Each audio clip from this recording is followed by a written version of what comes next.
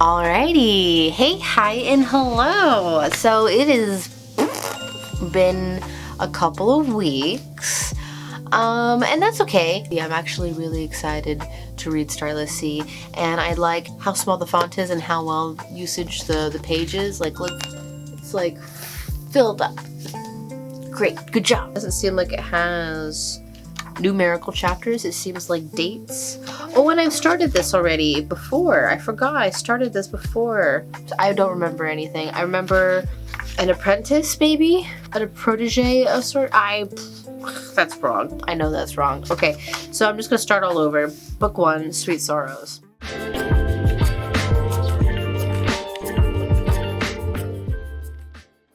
I also haven't read The Night Circus yet, which people love The Night Circus. And everybody that I see on YouTube when I look up like the, reviews or whatever, I haven't even watched a single one because I don't want to be ruined. I don't want it spoiled for me yet. Ironic, I know. But I do want to watch one of those after I read the book, if that makes any sense. I'm weird. But every single thumbnail that I see is someone like this.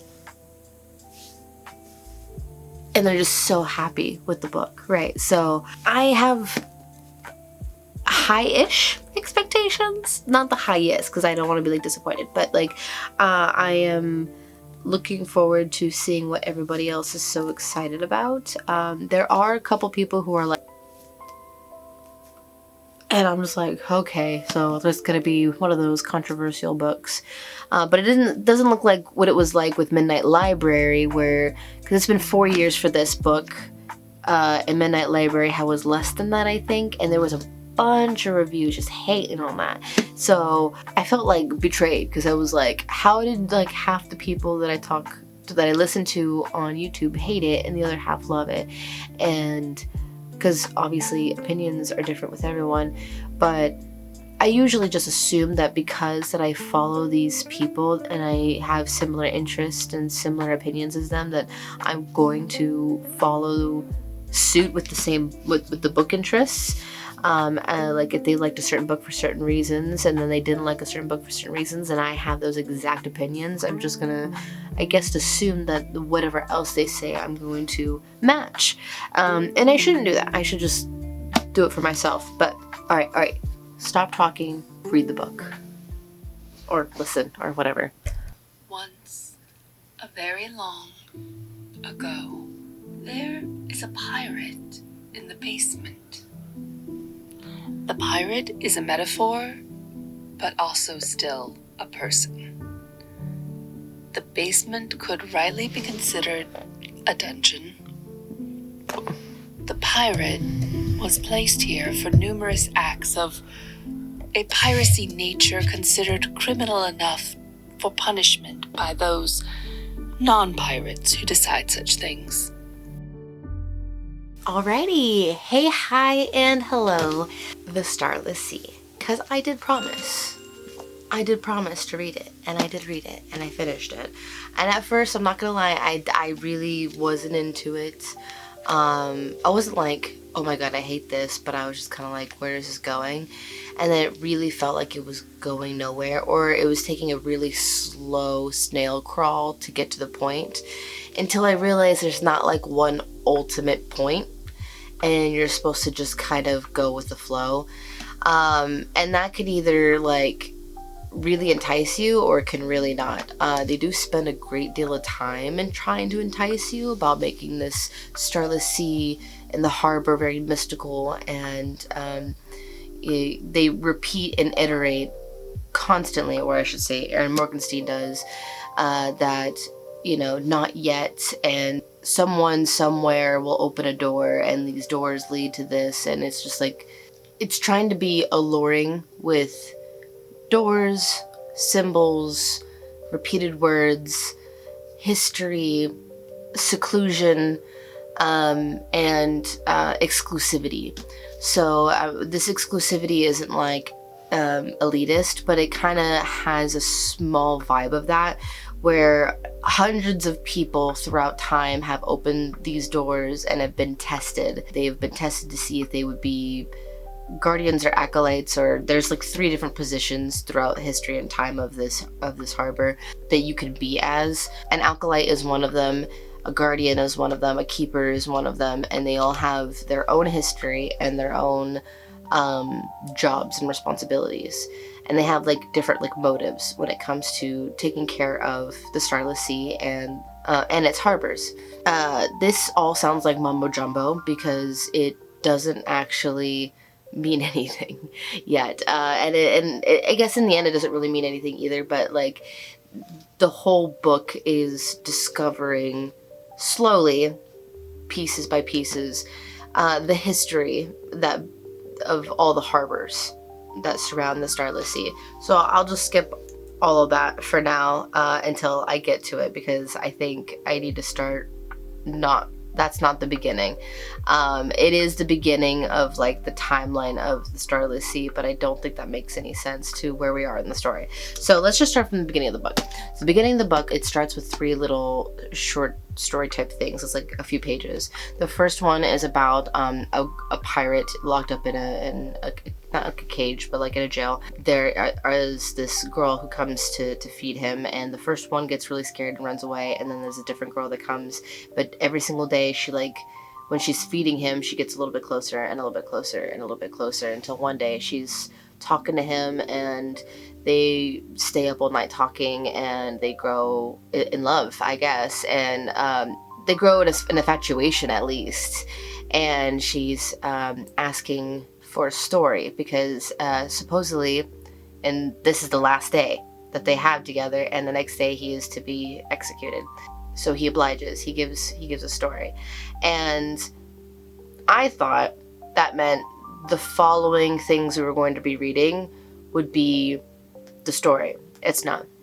And they do tell you, even in the beginning of this short story, that these people are metaphors. They're real people, but they're also metaphors. And this place and this time really happened, but it is also a metaphor for other things. And you're like, oh, what they mean by that is that this story gets repeated in time, and we'll see that again and again. Not necessarily the pirate and the girl, but the rest of their story is in a separate novella. When I say novella, I mean these short stories that are in the beginning of this book have sweet sorrows at the beginning of the top. We find out a little bit later, not too much longer, that that's the book that Zachary has. Then later there is another book that another character has called Fortune and Fables, and some of those characters are repeated. So it gets like it gets an extension of their stories. Time moves very weird and fluid in the harbors, so not everything is necessarily consecutive or like super clear in time. Like it's really confusing. Even when you understand the full story, you're a little bit like, okay, if that makes any sense. You're just supposed to kind of go along with it. This book has magic realism to a really like turned up. I think Erin Morgenstern calls it realistic magicism, is how she likes to coin it. Yeah, it can get a little disorienting, and you kind of just have to go with the flow a little bit. So again, back to the beginning. Tiny novella in the beginning that is called Sweet Sorrows. The first book is called Sweet Sorrows. There are like 5 or 6 sections of this book that is called books, which you could call them sections or chapters, because each of the actual chapters are not numbered or even titled for the most part. If they're titled, it's because it's part of an excerpt or a piece of paper that's been ripped out, and it's kind of like noting where it's from, or it tells you which novella it's from, which if it's Sweet Sorrows, Fortune and Fables.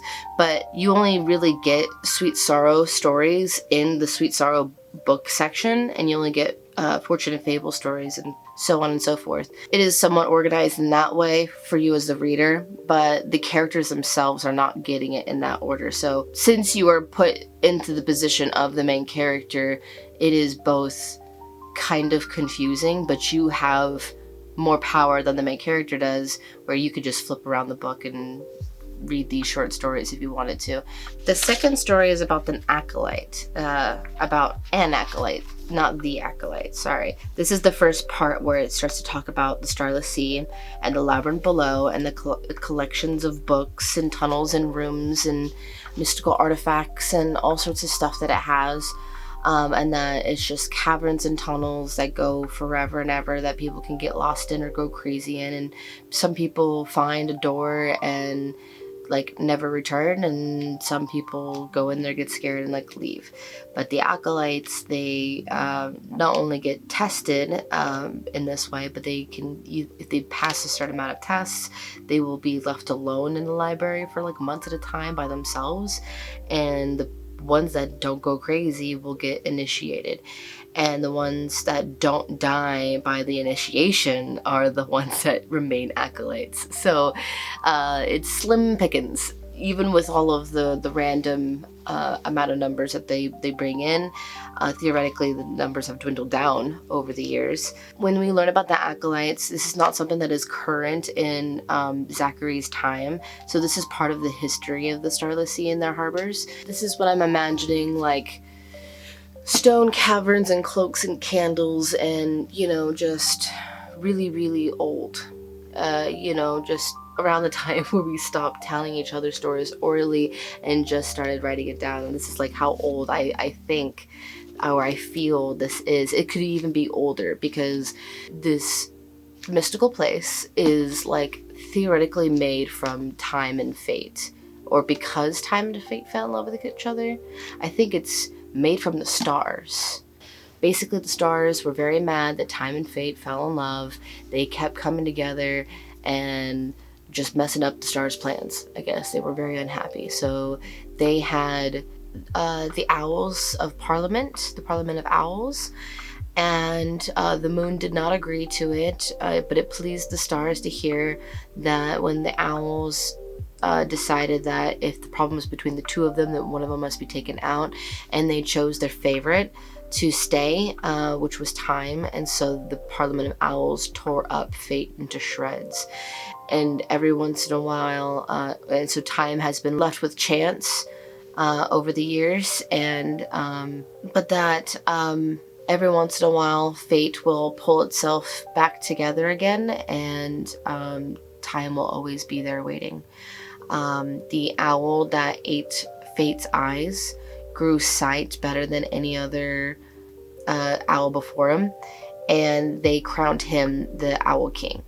So the Owl King is actually prominent. He like comes up more than once, and you're not really sure if he's a good guy or a bad guy. People fear him for sure, and you don't want to be on his, like, to cross his path in any way. Yet when we actually do see the Owl King, he has done nothing. And I guess I'll get to that. The next short story is about the son of a fortune teller. He's walking home from school, and there is a door in the alleyway behind his mom's like shop, and it's not really a door though. It's like a painted door on a wall, and it looks really real. Like, it looks lifelike, immaculate, articulate painting. And he has this, intrusive thought of grabbing the handle and opening it, and he's just like, that would be ridiculous. Why would I do that? And but he almost does, and he's like, he's almost laughing at himself for even considering it, and he just doesn't do it. And in the book, in the short story, it says that was basically a mistake, that he turned down the opportunity of going into the Starless Sea because he doubted fate, that he doubted the possibilities of being in there, which is one of the tests, that he failed one of the tests, because there are countless tests. That was going to be one of them, but don't worry, that's not one that's going to get you disqualified. There are a lot that will get you disqualified, but that's not one of them. And so the son of the fortune teller does not find his way to the Starless Sea. Next line, not yet, period. And it's like, ooh. And that feeling is repeated almost every chapter. So it does wear you down a little bit, not gonna lie.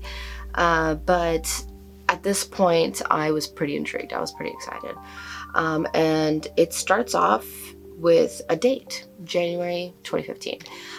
Every single chapter that has to do with Zachary's timeline, that is in his perspective, will say his full name. It will say Zachary Ezra Rollins. And that is not like, his name isn't historic. His name doesn't have a connection to anybody else. So it's not like repeated for any type of like, it means something. It's just supposed to be very like, as if he's the main character, as if he is the main focus of this story. Even though like 90% of this story feels like it's not about him at all. He is just a key ingredient, let's say.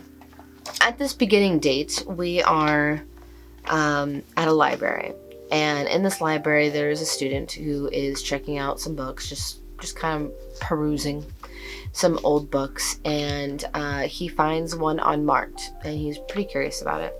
So he pulls it and he tries to get it scanned, but it's like, scan is unknown. It doesn't have an author, it doesn't have a publication date, doesn't have any dedications. It just is, and it doesn't really make any sense. It's barely bound. It's like bound by hand or something. It's very unique but unmarked. This is where we are introduced to Zachary. He was never Zach. This is where we're introduced to Zachary. He is a video game major or emerging media major. His focus is on video games and their stories. The stories around video games and the design of them, I believe. I don't think he does the coding. I'm pretty sure he doesn't do anything like that. But he's spending all his winter break reading. And he feels guilty about that for some reason. So yes, he sees the title page. And it says Sweet Sorrows. He reads the first few little bits of it, and he's like, interesting. I would assume that some of this like connects in some way. As I did too, honestly. I felt the same way, that I was like, do these connect? Does this go anywhere? And it unfortunately doesn't for a while. But what does get him is the last one, the fortune teller's son, because that's him, and that's his memory of seeing the door in the alleyway behind his mom's shop. So he is naturally freaked out that a part of his life is in a book. He's not sure if it's just happenstantial, but it's down to the detail exactly. So he's like, okay, where's this book from? Is this a prank? What's going on? So he tries to investigate. The next chapter, though, is another excerpt of Sweet Sorrows. So it is called Invented Life. And it's about a dollhouse, and the dollhouse being a universe for stories and figures that are, made to represent other things, and it's full of metaphors. I don't really have a story in there for you, but later on it does kind of come back in a way. So we see Zachary kind of having a panic attack after reading Sweet Sorrows, because he read it in his room. He didn't read it in the library. And he just kind of has his back against the wall in this closet, kind of like rocking back and forth, trying to figure this out. And his biggest intrigue is besides the fact that the excerpt about him, there's this underground endless library, and he's just kind of mesmerized by how it goes from such fictional work to such exact work, and if questioning whether or not any of it's fictional. So he goes to the library to try to see if he can hunt it down. Hunt down who the author is or any information about it whatsoever. In the meantime, we do get to meet a friend of his. Her name is Catherine, I think. She's also an emerging media major. She has stopped him in his tracks at this point because she is asking him if he can co-hosting of a club that they have. It's the discussion is about innovation in storytelling, and the week's topic is in gaming. So she thought, hey, I'm a gaming friend. His focuses on storytelling in video game design. Like, could you maybe help do that? And he's like, I don't really want to, but she's just so infectious with, I'm not as bubbly as her. She's just like, please, you know, and he's just like, I know I really should. I think it's be good for me, and this is my friend, and I shouldn't say no to her. She's always been good to me. So he does. He begrudgingly does say yes, and is just gleeful. She's like, ee! And she jumps up and down. She gives him a big ol' hug, and because this is for her Harry Potter knitting class. Don't do that. She was like, I'm gonna knit you a scarf. I'm so excited. I'm so happy. I'm so grateful. I'm gonna knit you a scarf. And he was like, you don't have to do that. She's just like, I got you, Ravenclaw. He's like, how'd you know? She's like, oh, please. You can just tell. Stop it. They do some video game name drops just so that you are remembering that he actually does care about video games, and he's very knowledgeable in video games. Some of them actually come up later. I did think it was really self-congratulatory how she ends up like in this club meeting. She does have Zachary think to himself, well, I just had a book have my real life story in it. How about that for immersive storytelling? And I was like, girl, stop. Just cut it out. Like, we get it. You're so cool. Like, you find yourself so you're so smart. And they do go on a long list of ideas as to what makes a story immersive. And they really like the choose your own adventure kind of thing. They do like, they're trying to talk about virtual reality and what makes that immersive, and it's not just being able to touch and feel things, it's being able to make your own decisions and being part of the story and feeling like you have some type of impact in that world. So this random girl that is knitting in the back of the club, this is part of the Harry Potter knitting club from that class. So it's not weird that she's knitting, but she is in the back and she wasn't saying anything for a while. And then she chimes in about how the readers and stories, they mean differently to different people, and what I might find interesting, you might find boring, and vice versa. So at the end of that class, Kat tells Zachary that girl wants to talk to him. And she's like, don't worry, I let him know that you were orientationally unavailable, which was her way of saying that he was gay. And he was like, thank you, Kat. I wasn't assuming that she was going to hit on me, but I appreciate you letting people know where I stand. But she also was in the library that was helping him with the checked out book. But Elena is the girl that was in the library helping him out with the book. So he went to the check clerk at the library to get it all checked out, or to find out who it was from, anything, and she couldn't get anything up. But she was like, but I know this was given to us by the Keating Foundation not that long ago. There are a list of books that are not fully programmed into the system yet, and she gave them to him. And so he took that list, pulled all those books, and none of them were like this one.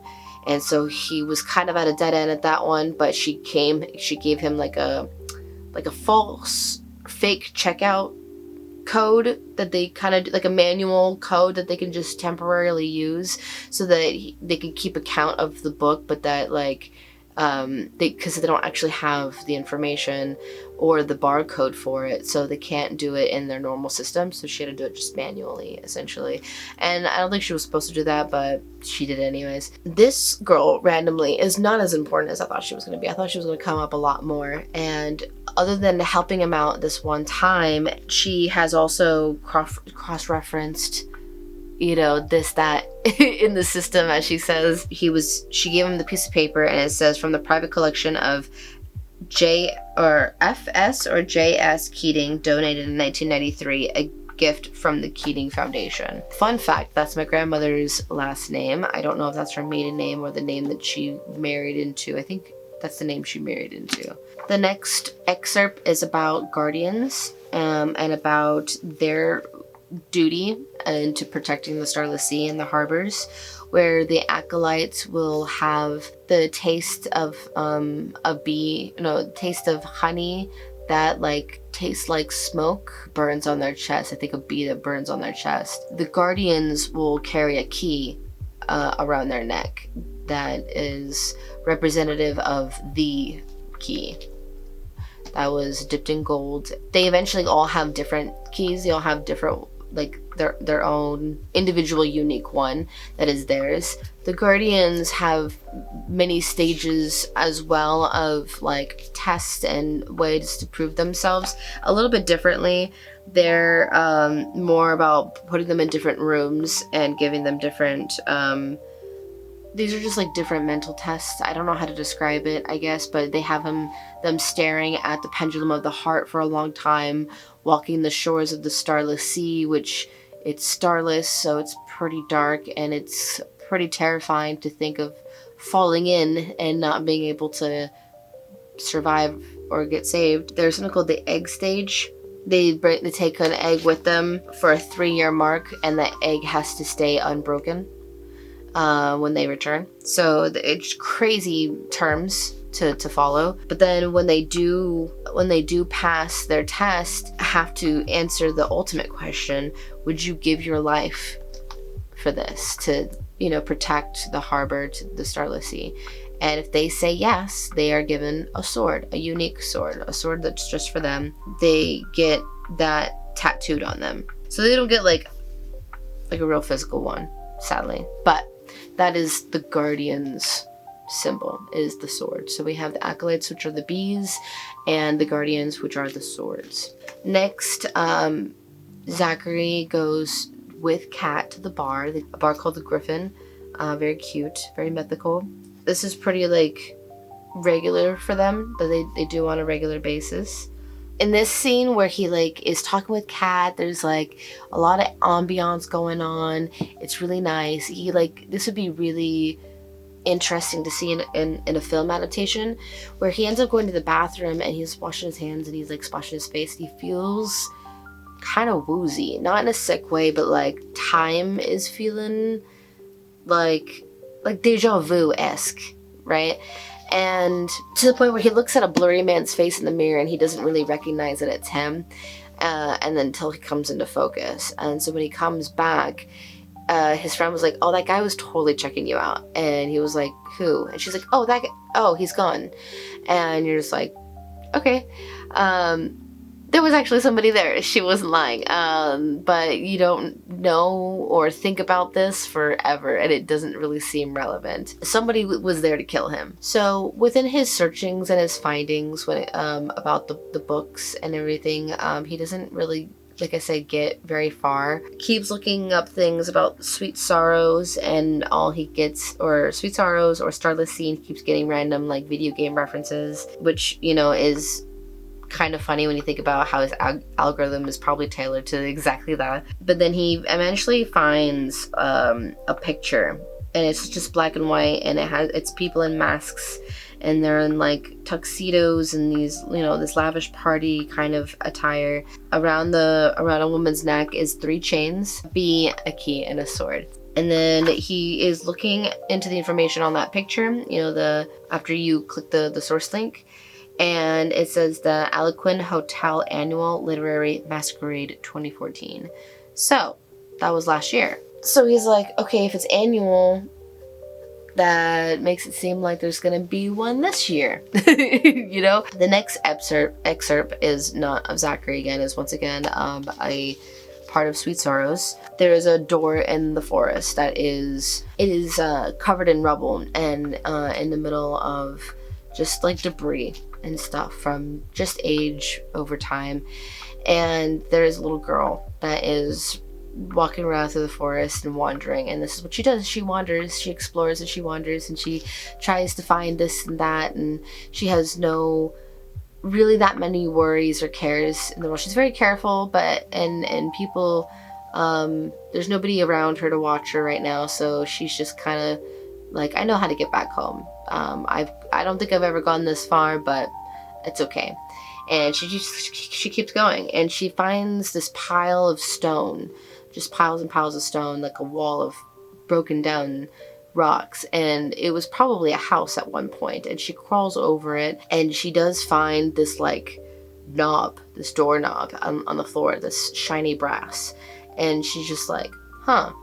And she moves some stuff around, and it is a door. She sees a brass knocker, not a doorknob, and she knocks on it. She doesn't open it, but she does knock on it. And this is one of those things that Erin Morgenstein does, is that she has inanimate objects have feelings and thoughts. So the door remembers that it used to be a door, and it now opens. And that kind of language happens a lot. Like, coats know whose owner it used to be and whose owner it is now.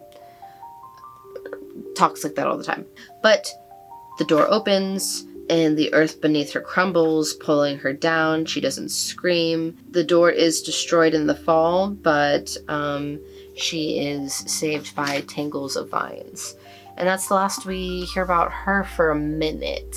So back to Zachary. He is on the train to Manhattan. He did ask Kat for a mask, so he does have a friend who does know that he's going to Manhattan to some party. He doesn't, he can't give any more information than he already has. So she insisted on going, I think. No, she didn't. If I was a friend, I probably would have offered to go, because I'd be like, are you going alone to the city?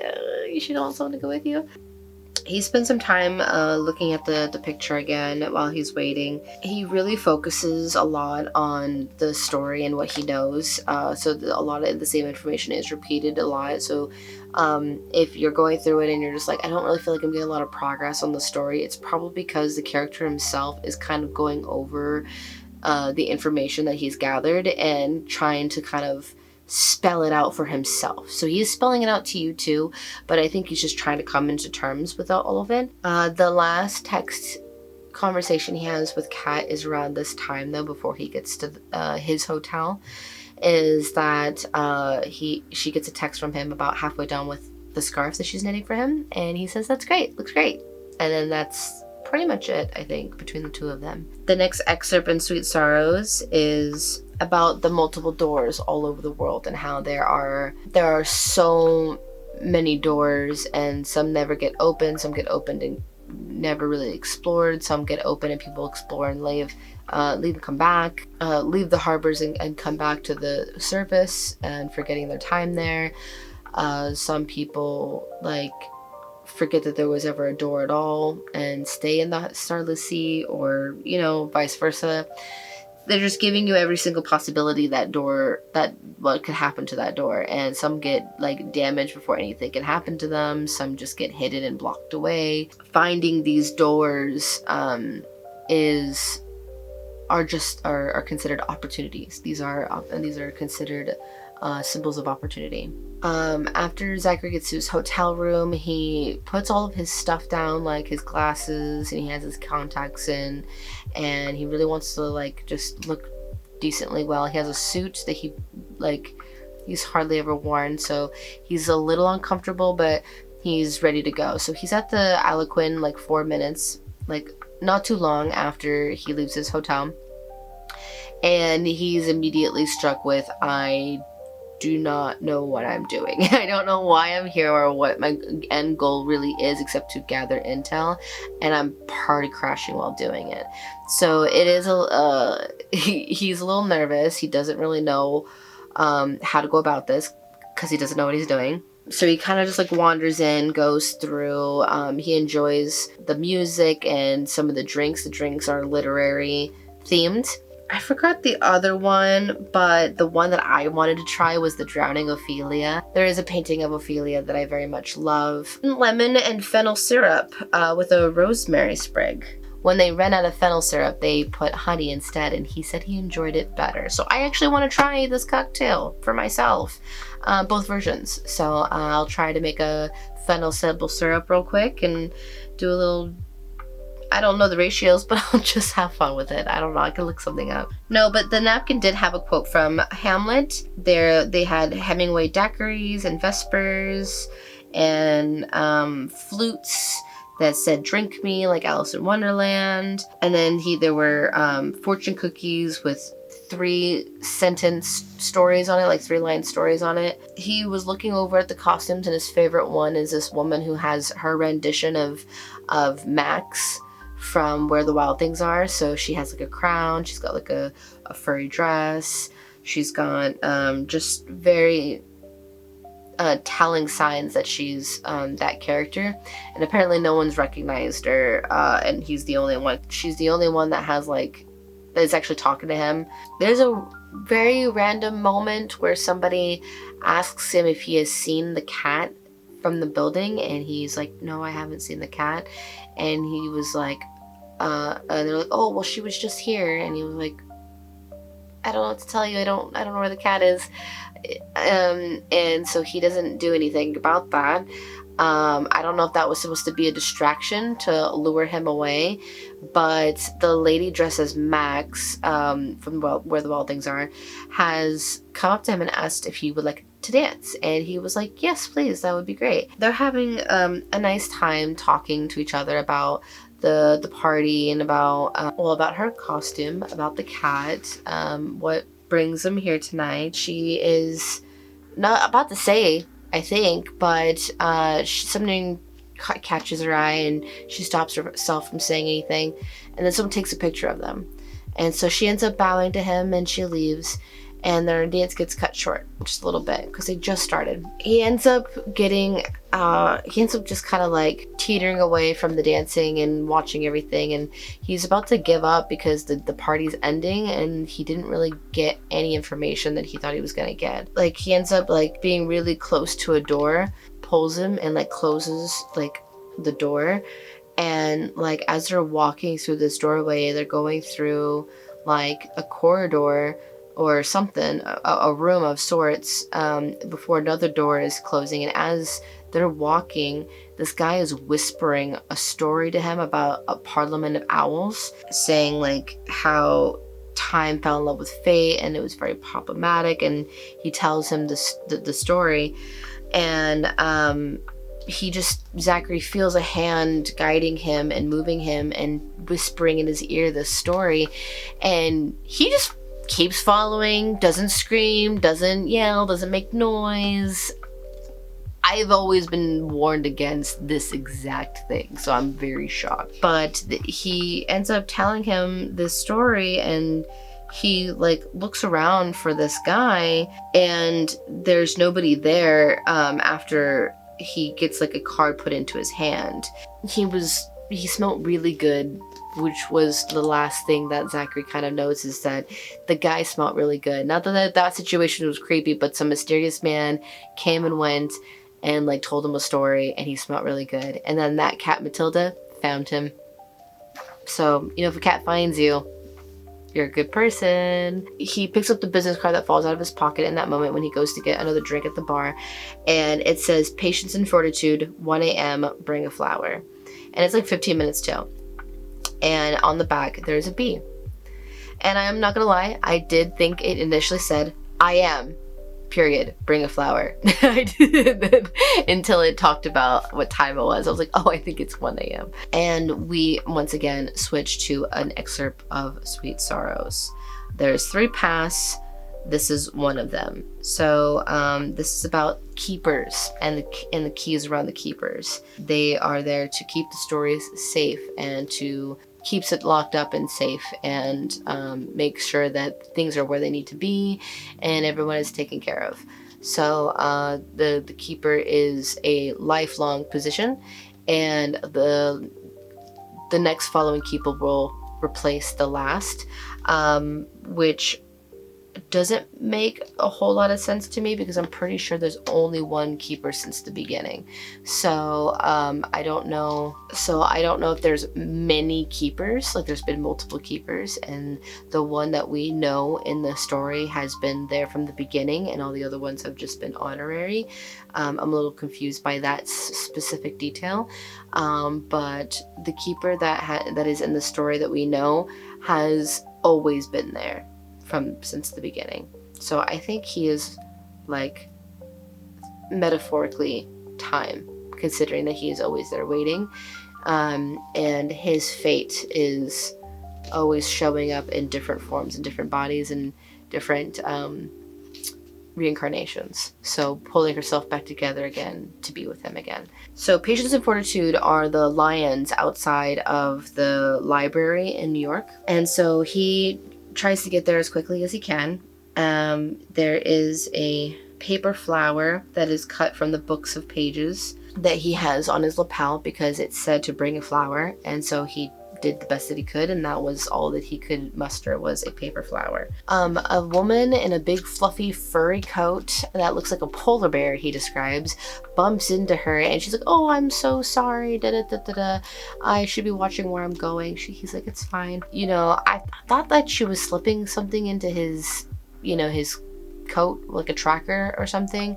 I'm not sure, but she does bump into him for one reason or another. I think maybe trying to find something of his or track him, like I said, because we find out who she's important later. Like, she's like an actual person. She's not some rando. And so he ends up going to the meeting spot to look for whoever gave him that card. He's assuming the man that was talking to him, and he has the paper flower, he has Sweet Sorrows, he wants some answers, he's wondering what is going on, and somebody has to know something, and this mysterious meetup has to be part of something, right? He's more than sure that guy that was telling him the story in that room is the one that took his book. So when he meets up with the guy at the steps, he's like looking for this, and it's Sweet Sorrows. And he's like, "Hey, you took my book." He goes, "No, someone else stole your book, and I stole it from them." And he was like, "Okay, like, who are you?" And he did say that his name is Dorian. Dorian starts completely spilling like a whole page of information about Zachary Ezra Rollins, about how much he knows about him. And he's like, "You forgot I was a Pisces," like, just very snarky. And he's just letting him know that how much he is aware of him and how aware that they are of him. And he's like, "Of who?" He's very confused. And Dorian confronts him about the door. And he's like, "So you read the book?" He's like, "I skimmed the first few chapters," if you can even call them chapters, really, though. I like how she's a little self-aware. And he wants to know who those people are.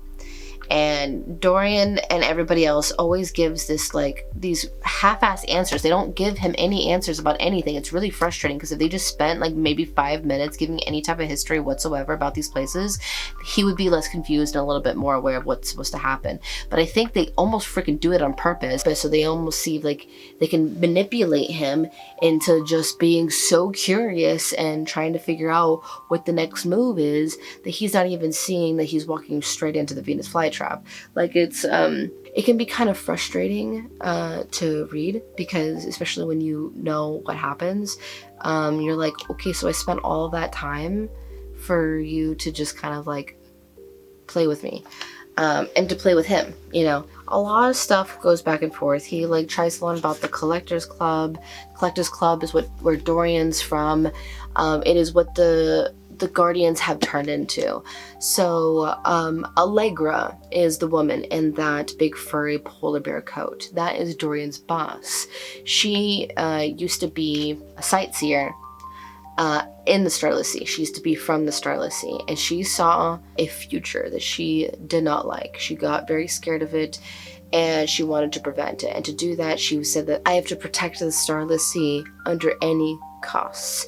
So she starts destroying these doors all over the world, tries to find every single one, and has them destroyed. She has her Collectors Club finding them, destroying them, finding anybody that could end up being any knowledge about this place, and making sure they are removed, or trying to convert them into her cult.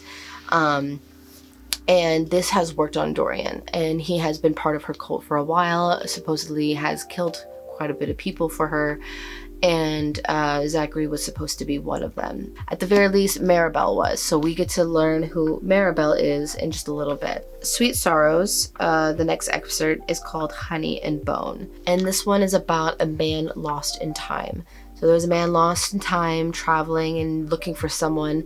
For so long, he's been looking for someone. He doesn't even know who he's looking for anymore. He doesn't remember who he is, but he knows that he's looking for someone, and he won't stop. He has the determination of finding them so greatly, knowing that if he found them, that everything would just make sense again and everything would be okay. But eventually he goes mad, and he just gets lost by the shores of the sea, and the bees find him. At first he was a boy, and now he's a man, something in between now, because he's not very sane anymore. So much so that the bees have ignored him and they go about their own business. They shouldn't have, but they did. They ignored him, and now he's lost in time for good. And it's so sad. Such a sad little short story. Zachary is now tasked to go to the Collectors Club and to get Dorian's book. That is his deal. If he can get Dorian's book for him, he will give him back Sweet Sorrows. And he's like, I don't even know what this is. Just give me back the damn book. I don't even know what the book is. I just want answers for the book, and now I just want the book back. He doesn't even know why he wants the book back. He just wants the book back. So he's like, okay, I'll do the Zelda quest reference again to get my book back. And he goes to the Collectors Club. He rings the doorbell. He is told to say that Alex sent him, and he doesn't know who Alex is. So he's just gonna play along, or just, pretend that he knows what's going on. And the girl at the door is like, you can leave whatever book you have with me, thank you, like, just very dismissive. And he's like, Alex sent me, and she's like, and she like lets him in. She like does this whole show, and like she leaves him alone for a little bit, because that name is recognizable enough that he is like left alone. And he is like moving things around in a different room, and he finds some books in cases, and there are some switches on the wall, and he's flipping them around, and some case comes up, some cases go down. When he gets the book out finally, he can't seem to get the cases to close again until he puts a different weight in there, kind of very Indiana Jones like, and then he's able to do the switches again, and they move back. And then he wants to leave, but also there's another room that he's going into, and there is just like more mysticalness. It's just constant mysticalness. And he is about to like leave for good, because he like opens it, and it's like a harbor. I think it's a door to one of the harbors, and he just kind of like gets scared, rightfully, because he walked into something that he doesn't know what it is, and he has to leave now and get out. And he can hear the girl on the phone being like, no, I thought it was gonna be okay. Yeah, no, I'll get him right away, and I'm so sorry. And she's very apologetic, because whoever he is not who he said he was, right? And so I think they realized who he really was, because they're actually looking for Zachary Ezra Rollins. And she's like, I'll keep him here, kind of thing. And then he's about to leave, and then Allegra is right there in a big fluffy white coat. He ends up declining tea from Allegra and saying that she's not really interested in whatever confrontational conversation she would like to have with him. It's very veil lined with threats, and he could read that a mile away, and he's like not interested. He just wants the damn book.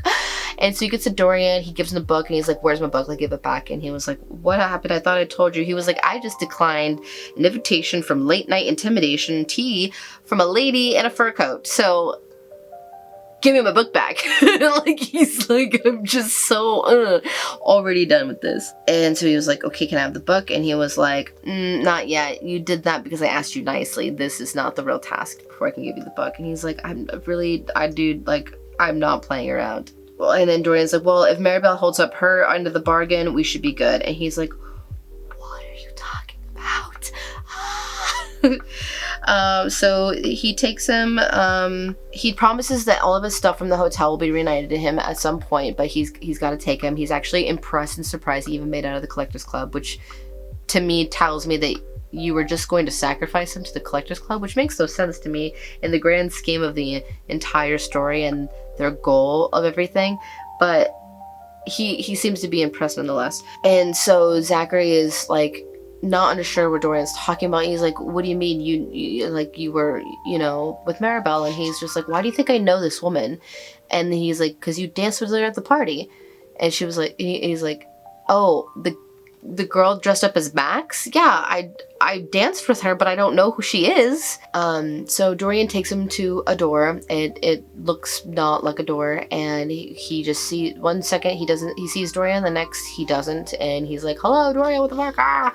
And then his hand goes onto the door, it disappears, and he goes right through. And then the next excerpt in Sweet Sorrows is a continuation of The Pirate and the Girl. So the pirate has finished his story. The girl says thank you, and they untangle their fingers, and because they're all intertwined from canoodling, and she has decided to break him out. And she breaks him out. They start holding hands and giggling and sneaking past the guard and all this kind of stuff, and they go all the way up to the stairs.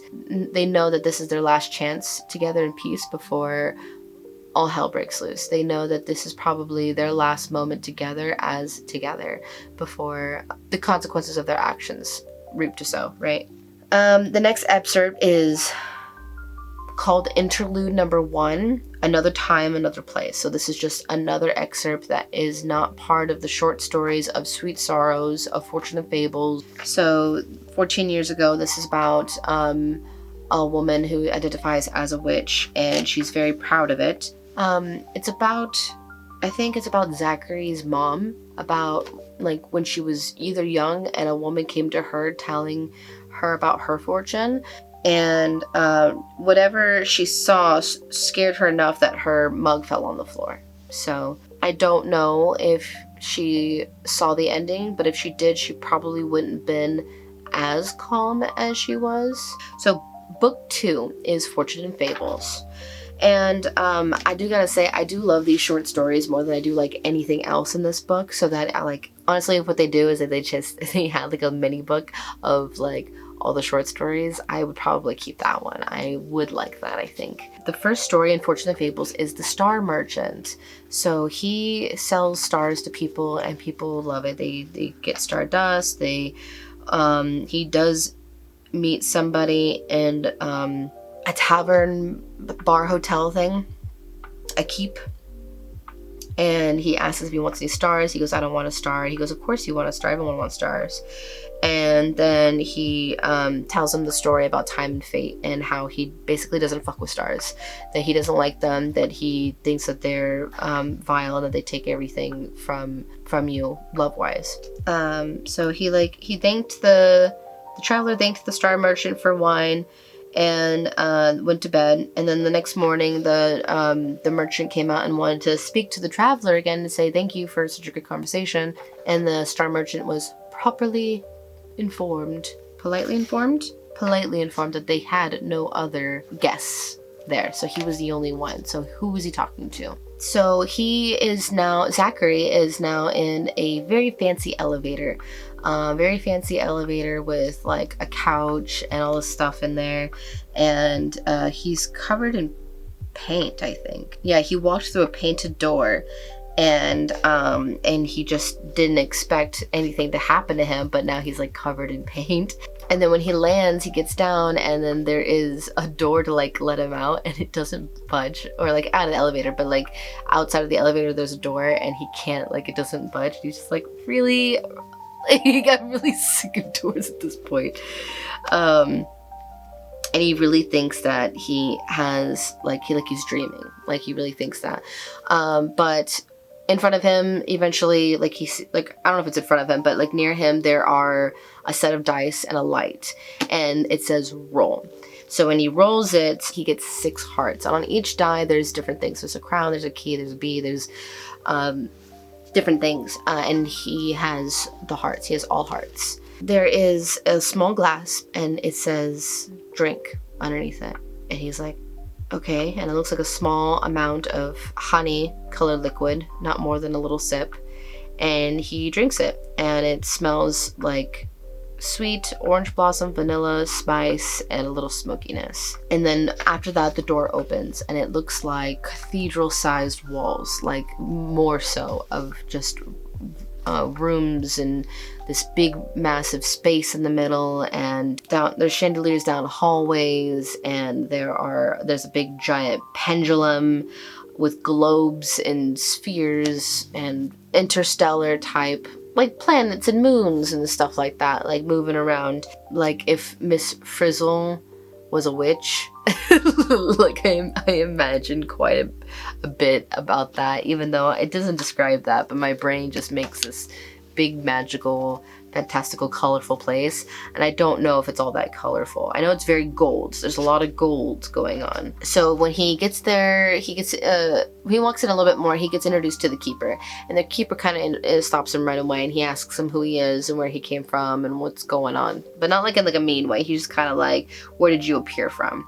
And he was like, from a door. And he was like, what door? And he's like, well, it just kind of appeared. He goes, I see. And he was like, when you came in, you rolled the dice. What did you roll? And he goes, all hearts. He goes, And he's not being very descriptive of any kind, not explaining anything. And he was like, I see. Well, he was like, well, would you be so kind to come with me? And so he goes with him, and he sets him up in one of the rooms.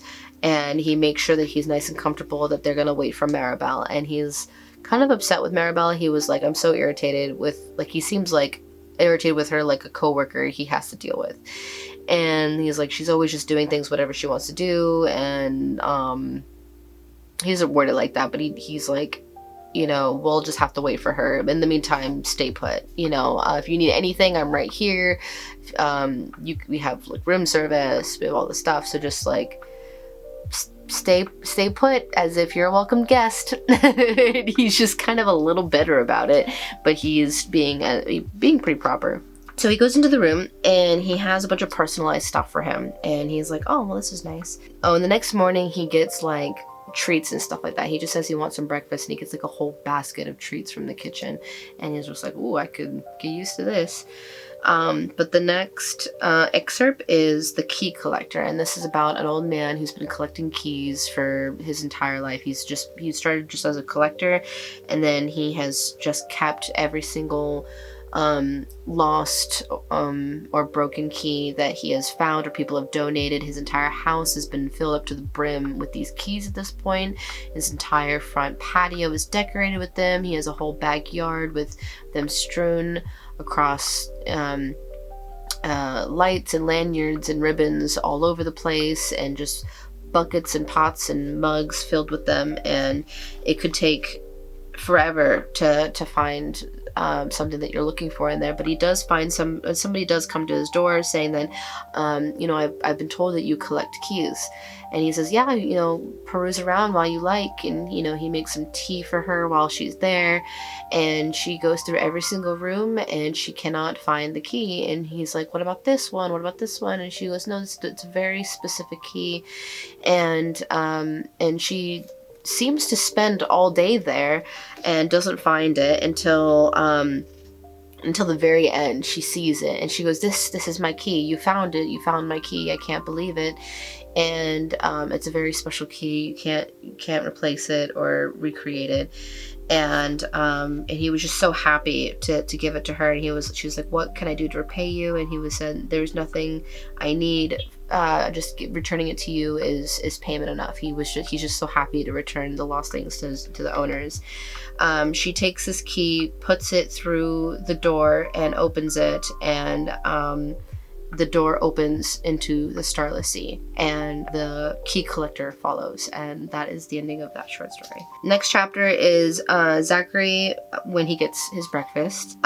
He is continuing to read Fortune and Fables from Dorian's book, which is part where that key collector story came from. And he is kind of exploring what this place has to offer. He has a shower, he, you know, gets ready, his wardrobe is filled with clothes. He still can't really see very well. He doesn't have his glasses. He gets like a note card saying, welcome, I hope you enjoy your stay. Here's some refreshments. If you have anything to ask, please put it in the dumbwaiter and the kitchen will get it for you. He writes back, hello, and thanks for the welcome. When he gets his pot of coffee, it's like I mean, think of an entire like array of breakfast. Like he's got all his pastries, he's got the coffee, he's got all the little things, he's got anything that you could possibly want to add to your tea and coffee. He's got the whole setup, and so he's like, ooh. And he asks a question, because that's the only place anyone that's like answering him really is this dumbwaiter. He writes on a paper, he's like, what do I do about cleaning, about clothes? And they send back up a note that says, please send us anything that you do need cleaning. So he eventually meets up with the keeper again. He starts asking him, you know, where is everybody? Like, are there any other residents? He goes, not for a long, long time.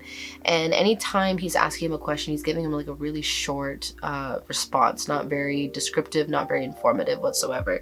And so Zachary is like pulling whatever he can out of him. But he's essentially saying, you know, like you should wait till Maribel gets here because you're her responsibility at this point. And I will let her know that you're here when she gets back. This is when he starts looking in different rooms. He does see a room with the dollhouse in it. He sees a bunch of different murals and paintings. He's looking around looking at these murals, and he eventually hears a woman's voice coming from the area where he was talking to the keeper, and he follows it again, and it sounds a lot like the woman that he was dancing with at the hotel. And sure enough, it is Max. And he's like, oh, you're Maribel. And she's like, oh, my reputation precedes me.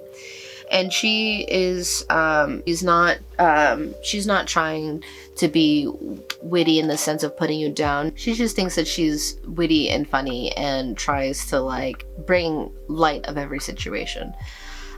So he asks her about Dorian, and she's like, Dorian, that's the name he gave you? How Oscar Wilde of him. And so now we know that Dorian is not his real name. I guess we could have figured that out considering that he worked for an organization, but now Zachary knows that. The next excerpt, because we kind of leave with what happened to Dorian, and Maribel says that the Collectors Club took him. And so they have to go save him now. That's their next little mission, is to go save Dorian. So the next excerpt of Fortune and Fables is The Girl and the Feather. And this is about, she was a princess and she grew really close with the blacksmith, and she ended up leaving her position to be with the blacksmith, and she was madly in love. They had a child together conceived out of love, but her husband ended up dying. And so she was left alone with her child, not a princess anymore, left with like little to no money. And she saw something kind of dark in her child, and she didn't understand why her child never cried. She would look at her like with these big eyes, almost unblinking, and she just felt this dark energy from her. And so she would ask, you know, the local witches and things like that to some advice, and they said that you have to take her to the Owl King. He will know. And she's like, the Owl King is a myth and legend, like that's a story, bedtime story. And they're like, no, he's up at the mountains, like he can tell you the fate of your daughter. So she does. She treks the journey. She goes all the way up the mountain. She finds the castle, and she goes in and walks up to the room that has the Owl King in there. And there, sure enough, it's a man's body with an owl head on it, which, you know, terrifying. But looms over and you know, asks what he's doing. And she left the little girl alone with in a different room at first because she didn't really know what she was getting into. And the girl was playing with like ghosts and stuff like that, keeping herself busy. And she was like, I need you to tell me what my daughter's fate is. I'm really concerned. And the Owl King said, bring her to me.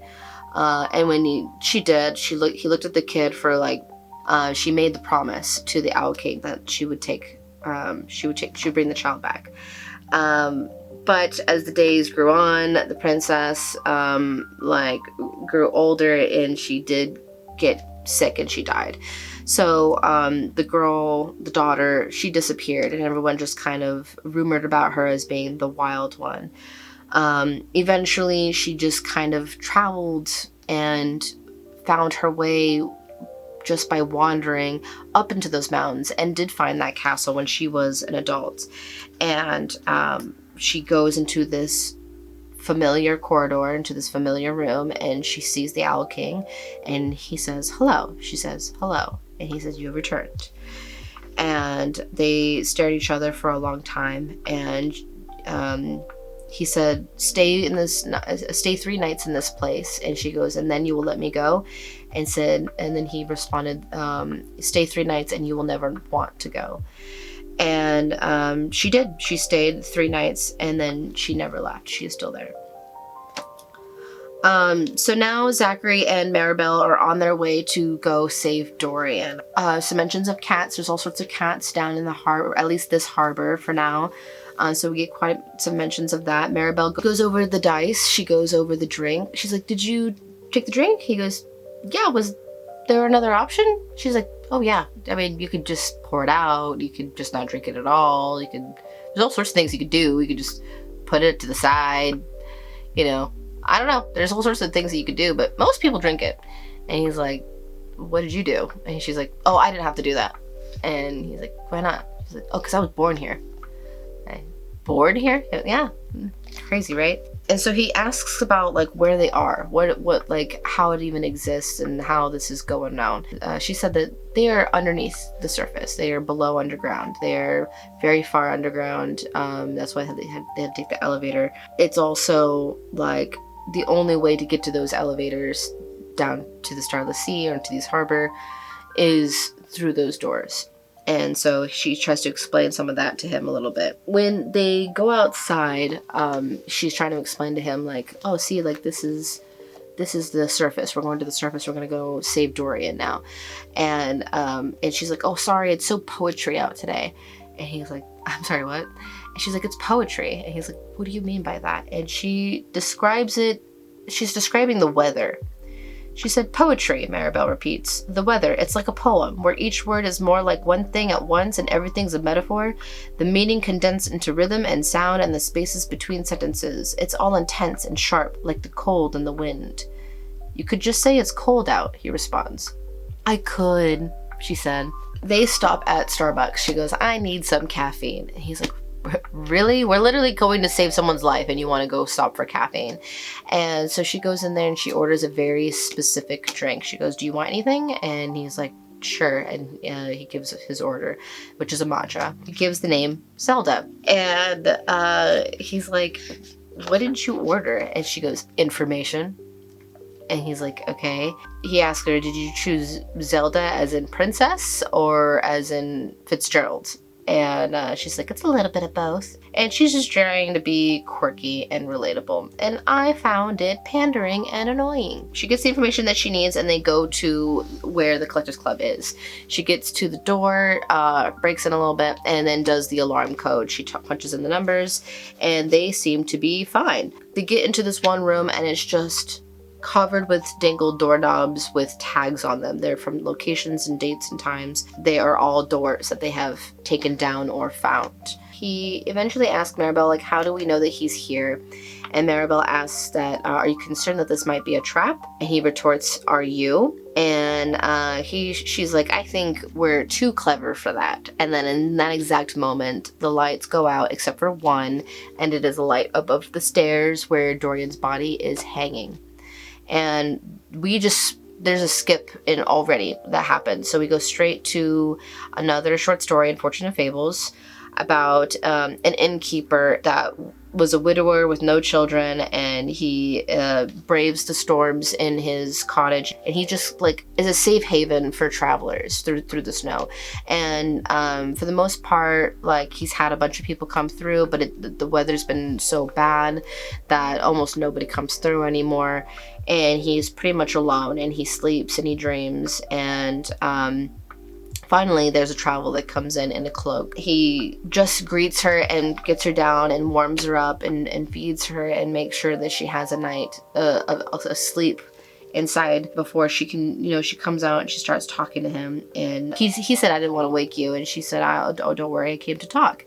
And they just talked for a while. And he was saying, like, why are you here? She said, I'm here to meet somebody. I'm waiting for somebody. He's, oh, well, I haven't had anybody come in for a long time. And she goes, oh, they'll be here. The first traveler tells him about the sun and the moon and how they are lovers, and about their story together, and how they from time to time will come together and talk and tell their stories before they have to part again. You know, they were talking all night until the next traveler comes in, another woman in a cloak. When the next traveler comes in, he does the same thing for her, warms her up, gives her food, but she doesn't sleep. She sits by the other woman, and they talk, and he leaves them alone until they have to part. They say goodbye, and then the woman tells the innkeeper, the first woman, that she's going to leave in the morning. And he said, do you have to? Would you please stay with me? Like, and she said that she has to leave. And he said that in this weather, who can tell when it's morning? You know, like kind of being like, hey, you know, how could you even tell? She just took his hand and went to bed with him for the first and last time. Next chapter is Ezra being tied up to a chair, and he has been hit in the back of the head. So he sees Dorian's body hanging, he gets hit in the back of the head, and he's tied up to a chair, and he is not with Maribel. He doesn't know where he is. Eventually, Allegra is the one, the polar bear fur coat type thing, is the one that is there and interrogates him, lets him know that she knows who he is as well, that they've been watching him, and that they can end him and his mom in a millisecond. She knows where she's at, and she's got she knows the barn house and all this kind of stuff, and is threatening him. And she's asking him to join her side and to see reason. And he's like, you have me literally tied to a chair. And she's like, I just don't understand why you don't see my way of things. He's like, because you have to be tied to a chair. Why would I trust you? And she's like, I don't know. I don't think you should trust them. You think you should trust me. He's like, I don't know. They didn't tie me to a chair. So he just keeps bringing that up. And he doesn't want, he does drink some of the tea that she's provided, but she's also drinking it, so he thinks it's safe.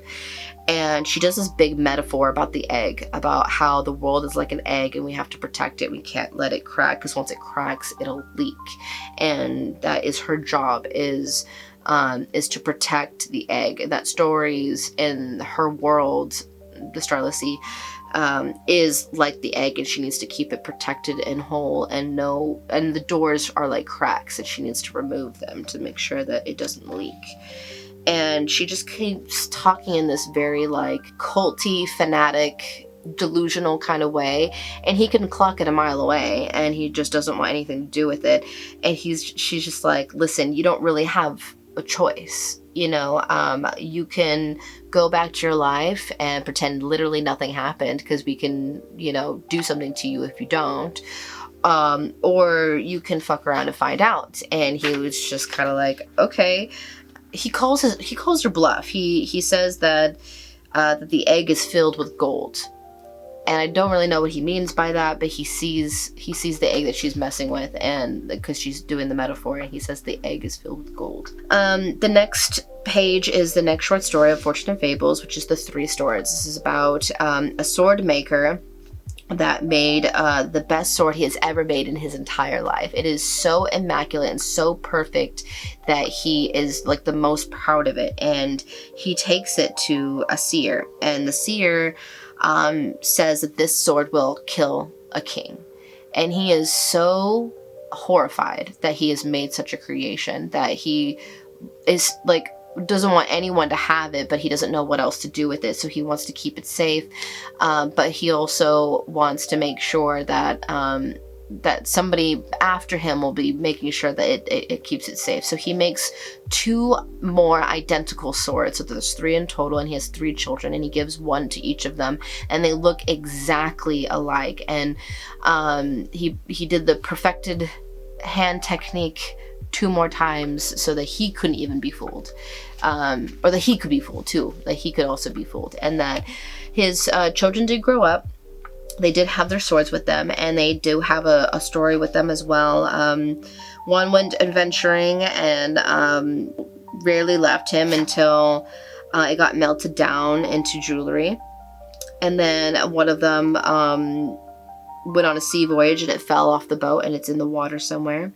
And the middle child, the only daughter, had it in a case in her library for a long time, and she pretended that she didn't know how to use the sword because she is a woman, but she used to take it out all the time and practice with it, and she's very familiar with it. She knows how to duel with it quite a bit, but she's never actually hurt anybody with it. But in a dream she has this vivid dream where there's blossoms all around her like snow, and there are books stacked on top of a tree trunk dripping with honey, very vivid imagery, and she sees this very large owl on top of the beehive. It's a brown and white owl wearing a crown. She approaches the owl and he goes, "You have come to kill me." She goes, "I have. They have come to kill me. They have always found a way to kill me. A new king will take my place."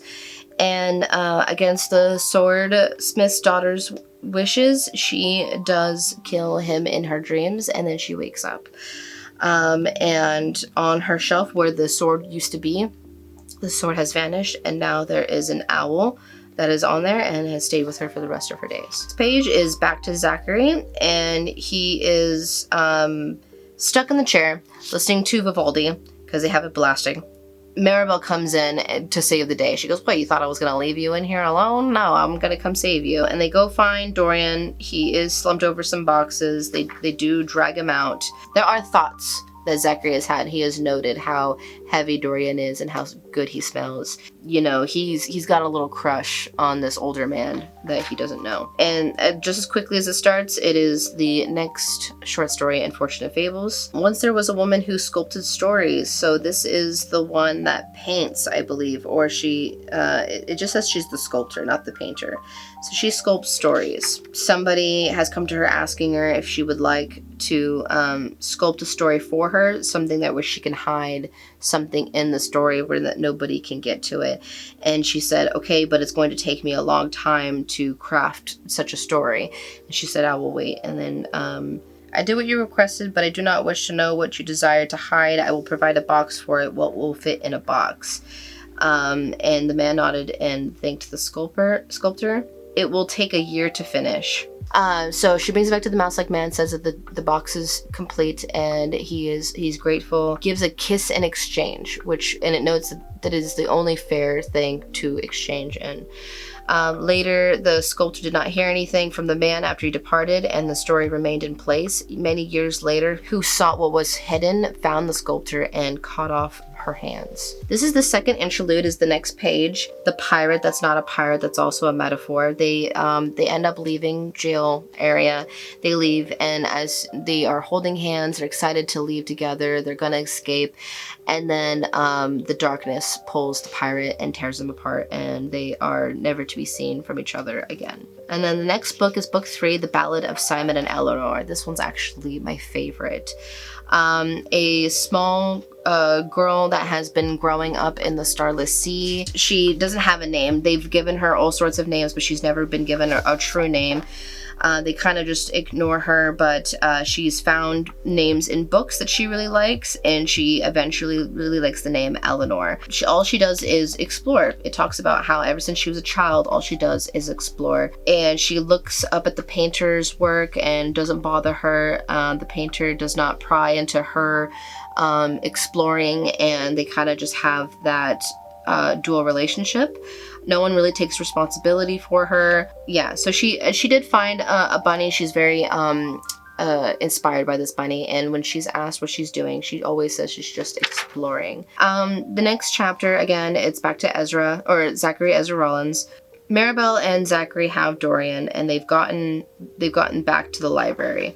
Dorian hasn't gone through the library yet, so he has to, when he goes into the library or into the elevator, he comes down, there's dice for him, and Zachary has to be proxy for him. So he rolls the dice for him, and he gets 1 key, 1 bee, 1 sword, 1 crown, 1 heart, and 1 feather. He gets 1 of each. And that's untypical. So Maribel goes, "Huh." Maribel's actually drinks the honey thing because she never got to try it before. But when they talked to the keeper about how Dorian got in because he's passed out, they said that they used him, Zachary, as proxy. And the keeper's very concerned and was like, "Well, I guess that passes, but that's very unusual. We've never done that before." And he was intrigued that it even worked. Which means something, I guess, but we don't really know what that means. It might mean that Dorian and Zachary are connected in some way. And I'll leave it to that. The next one is Simon and Eleanor. The girl is not a rabbit. The rabbit is not a girl. So she is now a little bit older now. She's dressed up as a rabbit. She's running around, going to door, and she finds this door that seems to like have somebody behind it, but she can't open it, and she's knocking on it and nobody's responding. So she writes on a little piece of paper that it's her name and that she's here, and that her name, you know, she puts a little bunny because it's Bunny Eleanor. She slips it underneath the mat, and she waits for a response. But when she leaves, as soon as she leaves, the door opens a little bit, and then, you know, it slowly closes back again. Back to Zachary.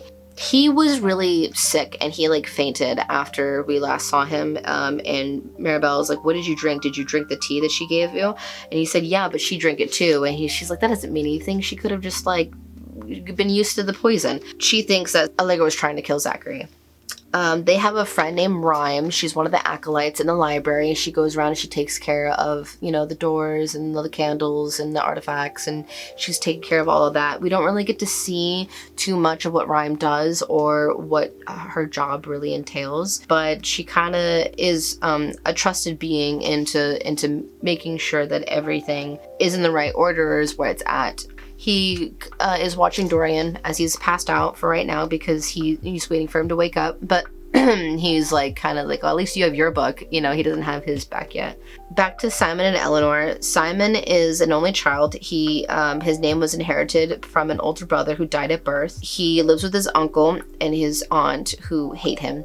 His mother's name is Jocelyn Keating, who has been known as the town witch. And on his 18th birthday, he has found out that he has been presented with an envelope that reads that it is his, not only that it is his birthday, which they didn't even know when his birthday was, so they just kind of guessed. It tells him to memorize what's the contents inside and then to burn it. And it sends him to an address, which is a cottage that his mother owned. And in it, there's a key in the envelope as well to the house, and in the trunk there's a deed and all the information that he needs to know, that this property is his, everything that belonged to his mother is now his, everything in the cottage he can start going through. And it's all like, you know, dusty and no one's been in there for years, but he's like looking at all of the stuff that belongs to his mom. And he sees this door and he goes through it downstairs, and then he finds the library and he meets the keeper, and he's like, is this a library of sorts? And he goes, you know, after a fashion or whatever. How did you get here? He was like, I went through a door. And he told him where the door was. The keeper asks if he was Jocelyn Keating's son. He says yes. The keeper once again says, you know, here's your room, you know, stay as long as you'd like, go ahead and look around. Initial visits are usually kept short, but you are welcome to come back anytime. Don't lose your way. So let me know if I can be any of assistance. And so he ends up just opening doors, looking around, and he sees one. He is now in like this middle room with doors next to him. There is a little note at the bottom of the door, and it's like handwriting from children's penmanship. It says, "Hello, is there someone behind this door, or are you a cat?" ? That's from Rabbit Eleanor for when she was little. Simon turns the doorknob, it sticks, he tries it, and then it opens up to a bare room and no one's there. He looks around and only sees darkness. He's confused and he closes it again. He turns the note over and he says, "I am not a cat." Folds the note and puts it under. He's about to leave, and as soon as he turns his attention back to the bookcase, behind him the door swings open, and there's a girl there with these old-fashioned bunny ears that are just like, you know, probably a toy that's been worn away over the years. And she goes, "Who are you?" And he goes, "Who are you?" And she says, "My name is Lenore." So she doesn't say Eleanor, she says Lenore. "Where did you come from?" And she says, "The burned place. Did you write this?" And he nods. "When?" "Moments ago." She was like, "No, when I wrote this note, it was 8 years ago." And he was just like, "Okay, but I just slipped under the door right now." You know, and so she's not understanding, he's not understanding, and at a certain point, she like leaves the door again to go get a book. When she comes back, she's furious at him. She's pissed off, and she's like, "Where have you been?" And he goes, "What do you mean? You literally just left and you just came back. It's just been a few minutes." And she goes, "No, it's been months." And he's like, "It can't have been months. You can't tell me that moments have been months. Like, it was literally just moments."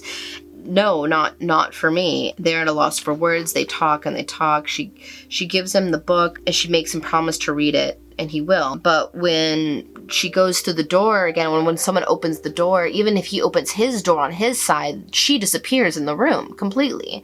So it's not just her door, it's his door too. And so they have to eat, and he says it's nonsense, but she says come and see, and she pulls him through her doorway, and when he looks or turns around, she's gone. So it seems like it doesn't even matter if the doors are closed, if they even go through the doorways, they are being separated.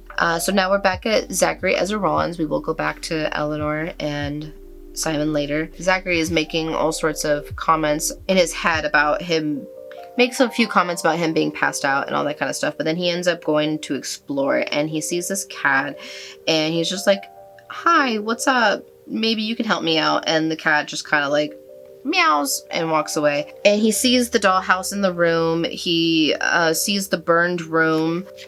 Tells the cat that he's going this way if he wants to like follow him, and he just meows and like does, and he's like okay. And he later that Persian cat does end up following him around quite a bit, so that ends up being like his buddy. He asks the keeper about the fire. He's pretty vague about it like usual. He asks if the former residents is one of them named Keating, and the keeper's expression shifts. There have been multiple bearers of that name within these halls, and then did any of them have a library? And the keeper said, not that I'm aware of, because that's the foundation that donated the Sweet Sorrows.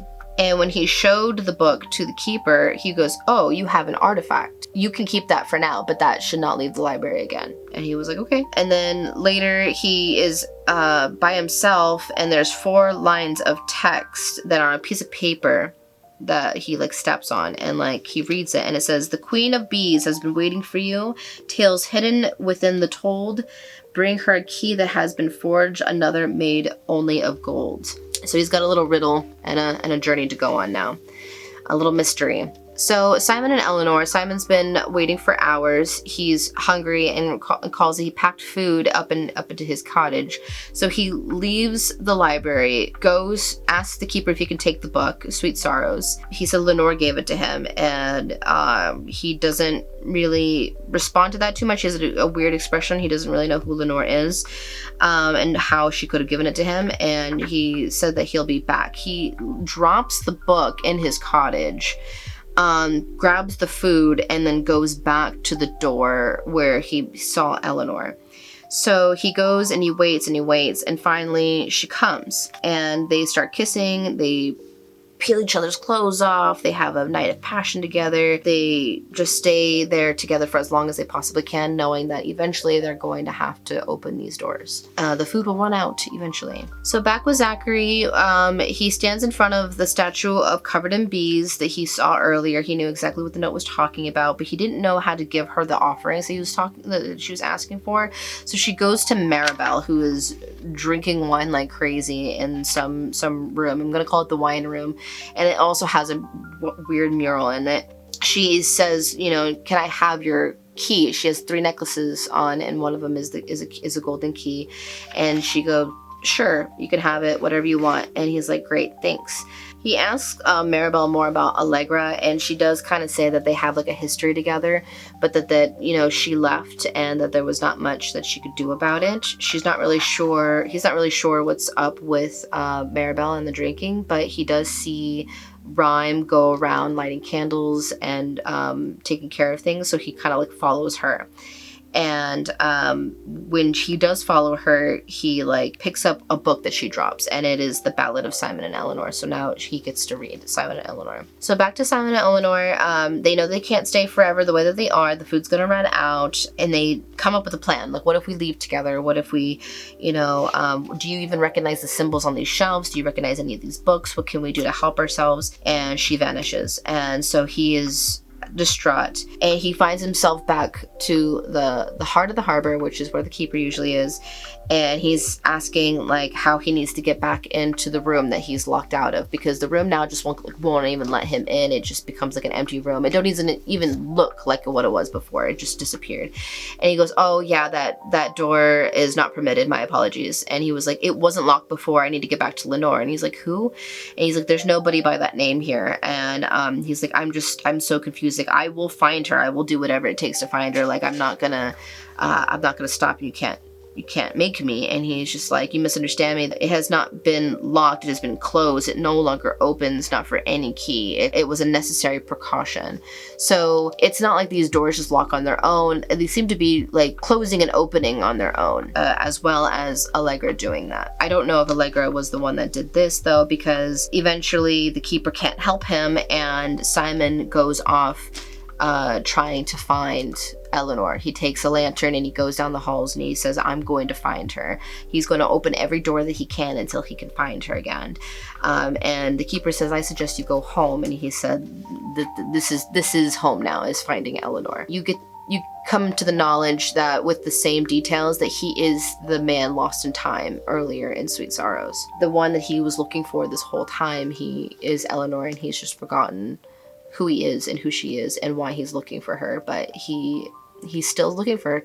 He goes and visits Dorian and he's still like in a drunken stoop, or not drunken, but like he's all like blah blah blah and talking in his sleep. He's asking him who the Owl King is, even though he can't really answer him. You know, he is like watching him while he sleeps. He thinks he's adorable, and he's reading in there while he is a little bit of Simon and Eleanor. And he eventually leaves and sneaks up to the keeper's office, listening to Maribel and the keeper talking about how, you know, Allegra's motives are, what's gonna happen. And the keeper just kind of like gets mad at Maribel. It's like, I don't want to lose you again. I don't want this to go south. We can't do any wrong moves. And she goes, this time it will be different. He eventually stops eavesdropping. He sees the cat and he goes, hey, you wanna come follow me? You want to come do what I'm doing? And the cat follows. And he tries to go find that statue again. So back to Simon and Eleanor. Eleanor doesn't know what to do with the baby, is the first line. So she ends up pregnant. She can't get back to Simon in some way. The keeper is no help. He refers to it as the child and not by any name. She doesn't have anyone to talk to or to turn to. Nobody's there to help her out with this child or to even help her out with how it even came to be. Not that she doesn't understand sex, but the man that conceived it is no longer around and he is lost in time, and she doesn't even know that part yet. She just knows that she can't get through the door. But she talks to the kitchen, so she ends up talking to the kitchen like, hello, and then he goes hello back, and she's asking the kitchen what to do, and it sends her formula and things for the baby, and tells her to just read her stories, and she does. She ends up not really seeing the keeper again, really, because he doesn't really help her anyways, and he doesn't really understand her future or her past, so he's just like not really helpful. So I mean, she just has, you know, baby books and things like that to go off of, and she is hoping that the baby would look like Simon, and the baby doesn't. It has her dark hair, but nothing else really resembling of Simon whatsoever. And she finally asks the kitchen, like, what should I name it? And the kitchen responds on a piece of paper, Maribel. So we find out that Maribel is Eleanor's daughter. That's how she was born in the Starless Sea in the harbor. So Another Place, Another Time, interlude number 3. This is Vermont 2 weeks ago. Dorian is at a bar staring down this cute boy talking to some girls, knowing that he has to basically take him out. And the bartender flirts with him. He turns her down. He gets distracted and he just stares at Zachary Ezra Rollins thinking, let me tell you a story. And that is the ending of that book. We have next Written in the Stars, which is book 4. And this is a lot of pages from Sweet Sorrows that has been written, that have been ripped out because Eleanor had a lot of nightmares, and she would write in the book and then she would rip out those pages, and she would also rip out the pages that she didn't like that gave her nightmares. So we get a lot of those excerpts here. A Stag in the Snow is the first one. It's very, very short. Zachary in the next one has the cat follow him. He goes down to basically, what's it called? It reminds me of like the Haunted Mansion where they have that mausoleum, and every single body is bound in not just cloth, but in like stories. And not every single one, but a lot of them are. And he's trying to like read them, but they don't really like make a lot of sense. And then there's this book at the very end, and he tries to touch it, and it like bursts into pieces as soon as he touches it. And as he's trying to see, he sees like a story being told to him as he's reading it, and he has to like remember it as it's like breaking down in his hands. And it basically says, you know, son of the fortune teller, there are things lost in time, a sword, book, man, find man, is all that he gets out of that. He gets so freaked out, he like leaves, he runs up the stairs, and the cat was long gone, but he especially freaks out when he looks up, he gets up to the stairs and he looks at the bottom and he sees a figure and he's like, ah, no thank you. The next excerpt is a piece of paper that was crumbled up from Sweet Sorrows. It was a nightmare number 113, and it is a bunch of people without faces feeding her pieces of paper. He's now halfway to the elevator, returning to Vermont to his university to get rid of any type of like knowledge in his head about what's going on here. He's going to leave it all behind. He's done. He's out. He says he's done for. He's not wanting to be in here any longer. He goes and gets his stuff from the room. He turns it on, which has been charging this whole time, but it's barely charged, even like 10%, even though it's been on there for a while, and it's enough to turn it on even though there's no signal. And he has one random message that says, tread carefully, Mr. Rollins, and then he just turns off his phone. He's like, yeah, never mind. And he asks the kitchen for help. He says that he just wants something to drink for now, and they give him something to like make him feel better, and he goes to sleep. He wakes up, the cat's there. He says that he loves the kitchen, and they said they love you, we're very fond of you as well. He keeps reading these nightmares that are strips on pieces of paper, and he doesn't really know what they're from. He doesn't know that they're from Sweet Sorrows. So this acolyte, I think, is the painter. She now has the sight, whether she and she was actually excited to be an acolyte. She did the test perfectly. She did the stay in the library alone for months perfectly, and it wasn't until the burning and the sight came into her vision that she decided that she no longer wanted this anymore, and by that point it was far too late. So now we're back at Zachary. This book is very back and forth. He's looking for Maribel at this point. Dorian finally wakes up and he's like, oh, you're here, I thought I dreamed of you. Oh, how cute. Oh. He said that, you know, he still doesn't have his book, and he goes, oh no, it's in your jacket. I put in your jacket this whole time. You've had it this whole time. And he's like, what? I've had my book the whole time? And at this point he gives him Ballad of Simon and Eleanor, and he wants them to read all the books together. So he's like, I know you've read your Fortune Fables, you've probably read some of my Sweet Sorrows, read the rest of it, and then read this one. I think some of these people are the same people. They go over the fact that the library is a translator as well. So whenever Dorian is speaking a different language, it just sounds like English to Zachary. Zachary kind of goes over the whole Keating Foundation and Collectors Club thing, saying all the information that he knows and keeping Dorian up to date. Dorian does not necessarily reciprocate the favor of giving it extra information, unfortunately. They do reiterate what we already think, that that Simon is the man lost in time. They don't know who the painter is. I will tell you who the painter is. It's Allegra. She sees the future. She is the seer. And that is why it's actually the reason why she wants to shut this shit down. She does not want anyone going into the library. She does not want anybody destroying what's there by participating in the story of the Starless Sea, because if you're part of the story continues and the story will eventually end, and she doesn't want the story to end, so she doesn't want anyone participating. She's locking it up. It kind of reminds me of the monster at the end of this book, which is a Sesame Street novel, Sesame Street child's book, and he's so scared of the monster at the end of this book, he's telling you to not turn the next page. Whatever you do, don't turn the page, because if you turn the page, you will get to the end of the book and there's a monster there and he doesn't want you there. And turns out he's the monster in the end of the book, right? Very cute.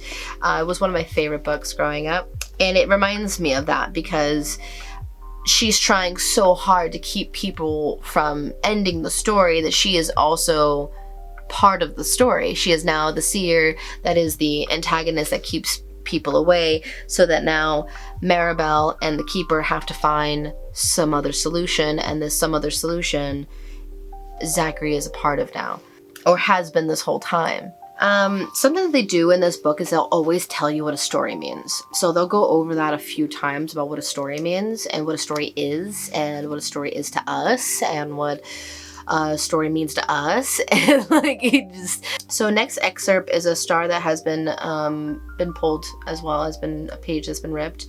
It talks about a fallen candelabra not being an unusual thing, and that alkalites are usually there to predict those kinds of things and to be on top of it. They're usually there making sure that all fires are taken care of and that candles are lit. Kind of what Rhyme was doing. She was going around lighting the candles appropriately. She knew when the candles were supposed to be lit, when they're supposed to be blown out, and she has her routine of going around checking things. So the acolytes have already had that prepared, but they did not expect a man lost in time going around feverishly looking for Eleanor, and he knocks down a candelabra, which is probably how it all burnt down, like how it they have that burnt room that Eleanor was from. So theoretically, I think Simon was first. And timeline wise, I think it's Simon in the 1800s kind of thing, and then Eleanor exists. So at first it looks weird that Eleanor is a child and grows up, and then they have like sex within like a matter of one day for him, where she turns into a full-blown adult. But it's even weirder when you think of the fact that he's been around a lot longer than just being like already 18 and she's a child. Time is different inside the harbor and the Starless Sea too, so who knows what time, since he got lost in time when he set that fire. He could have moved himself outside of his original timeline, set ablaze the timeline before Eleanor, because Eleanor grew up in the burnt place. So she's always known it to be burnt. And Eleanor is the girl that fell through the door in the woods. So she's from the surface. Dorian asks Zachary if he's gone through his wardrobe. And I don't really remember why, but he asks him if he's gone through his wardrobe. He's like, why, you like Narnia? He goes, actually, I do. And he reaches through past the clothes, and he kind of disappears. He goes right through it, and he's like, hello, Dorian? And he follows him. When they go in, there are multiple doors in front of them. One of the doors has a girl with a lantern and a dark sky with winged creatures screaming, clawing, and hissing at her, and they agree not to open that one.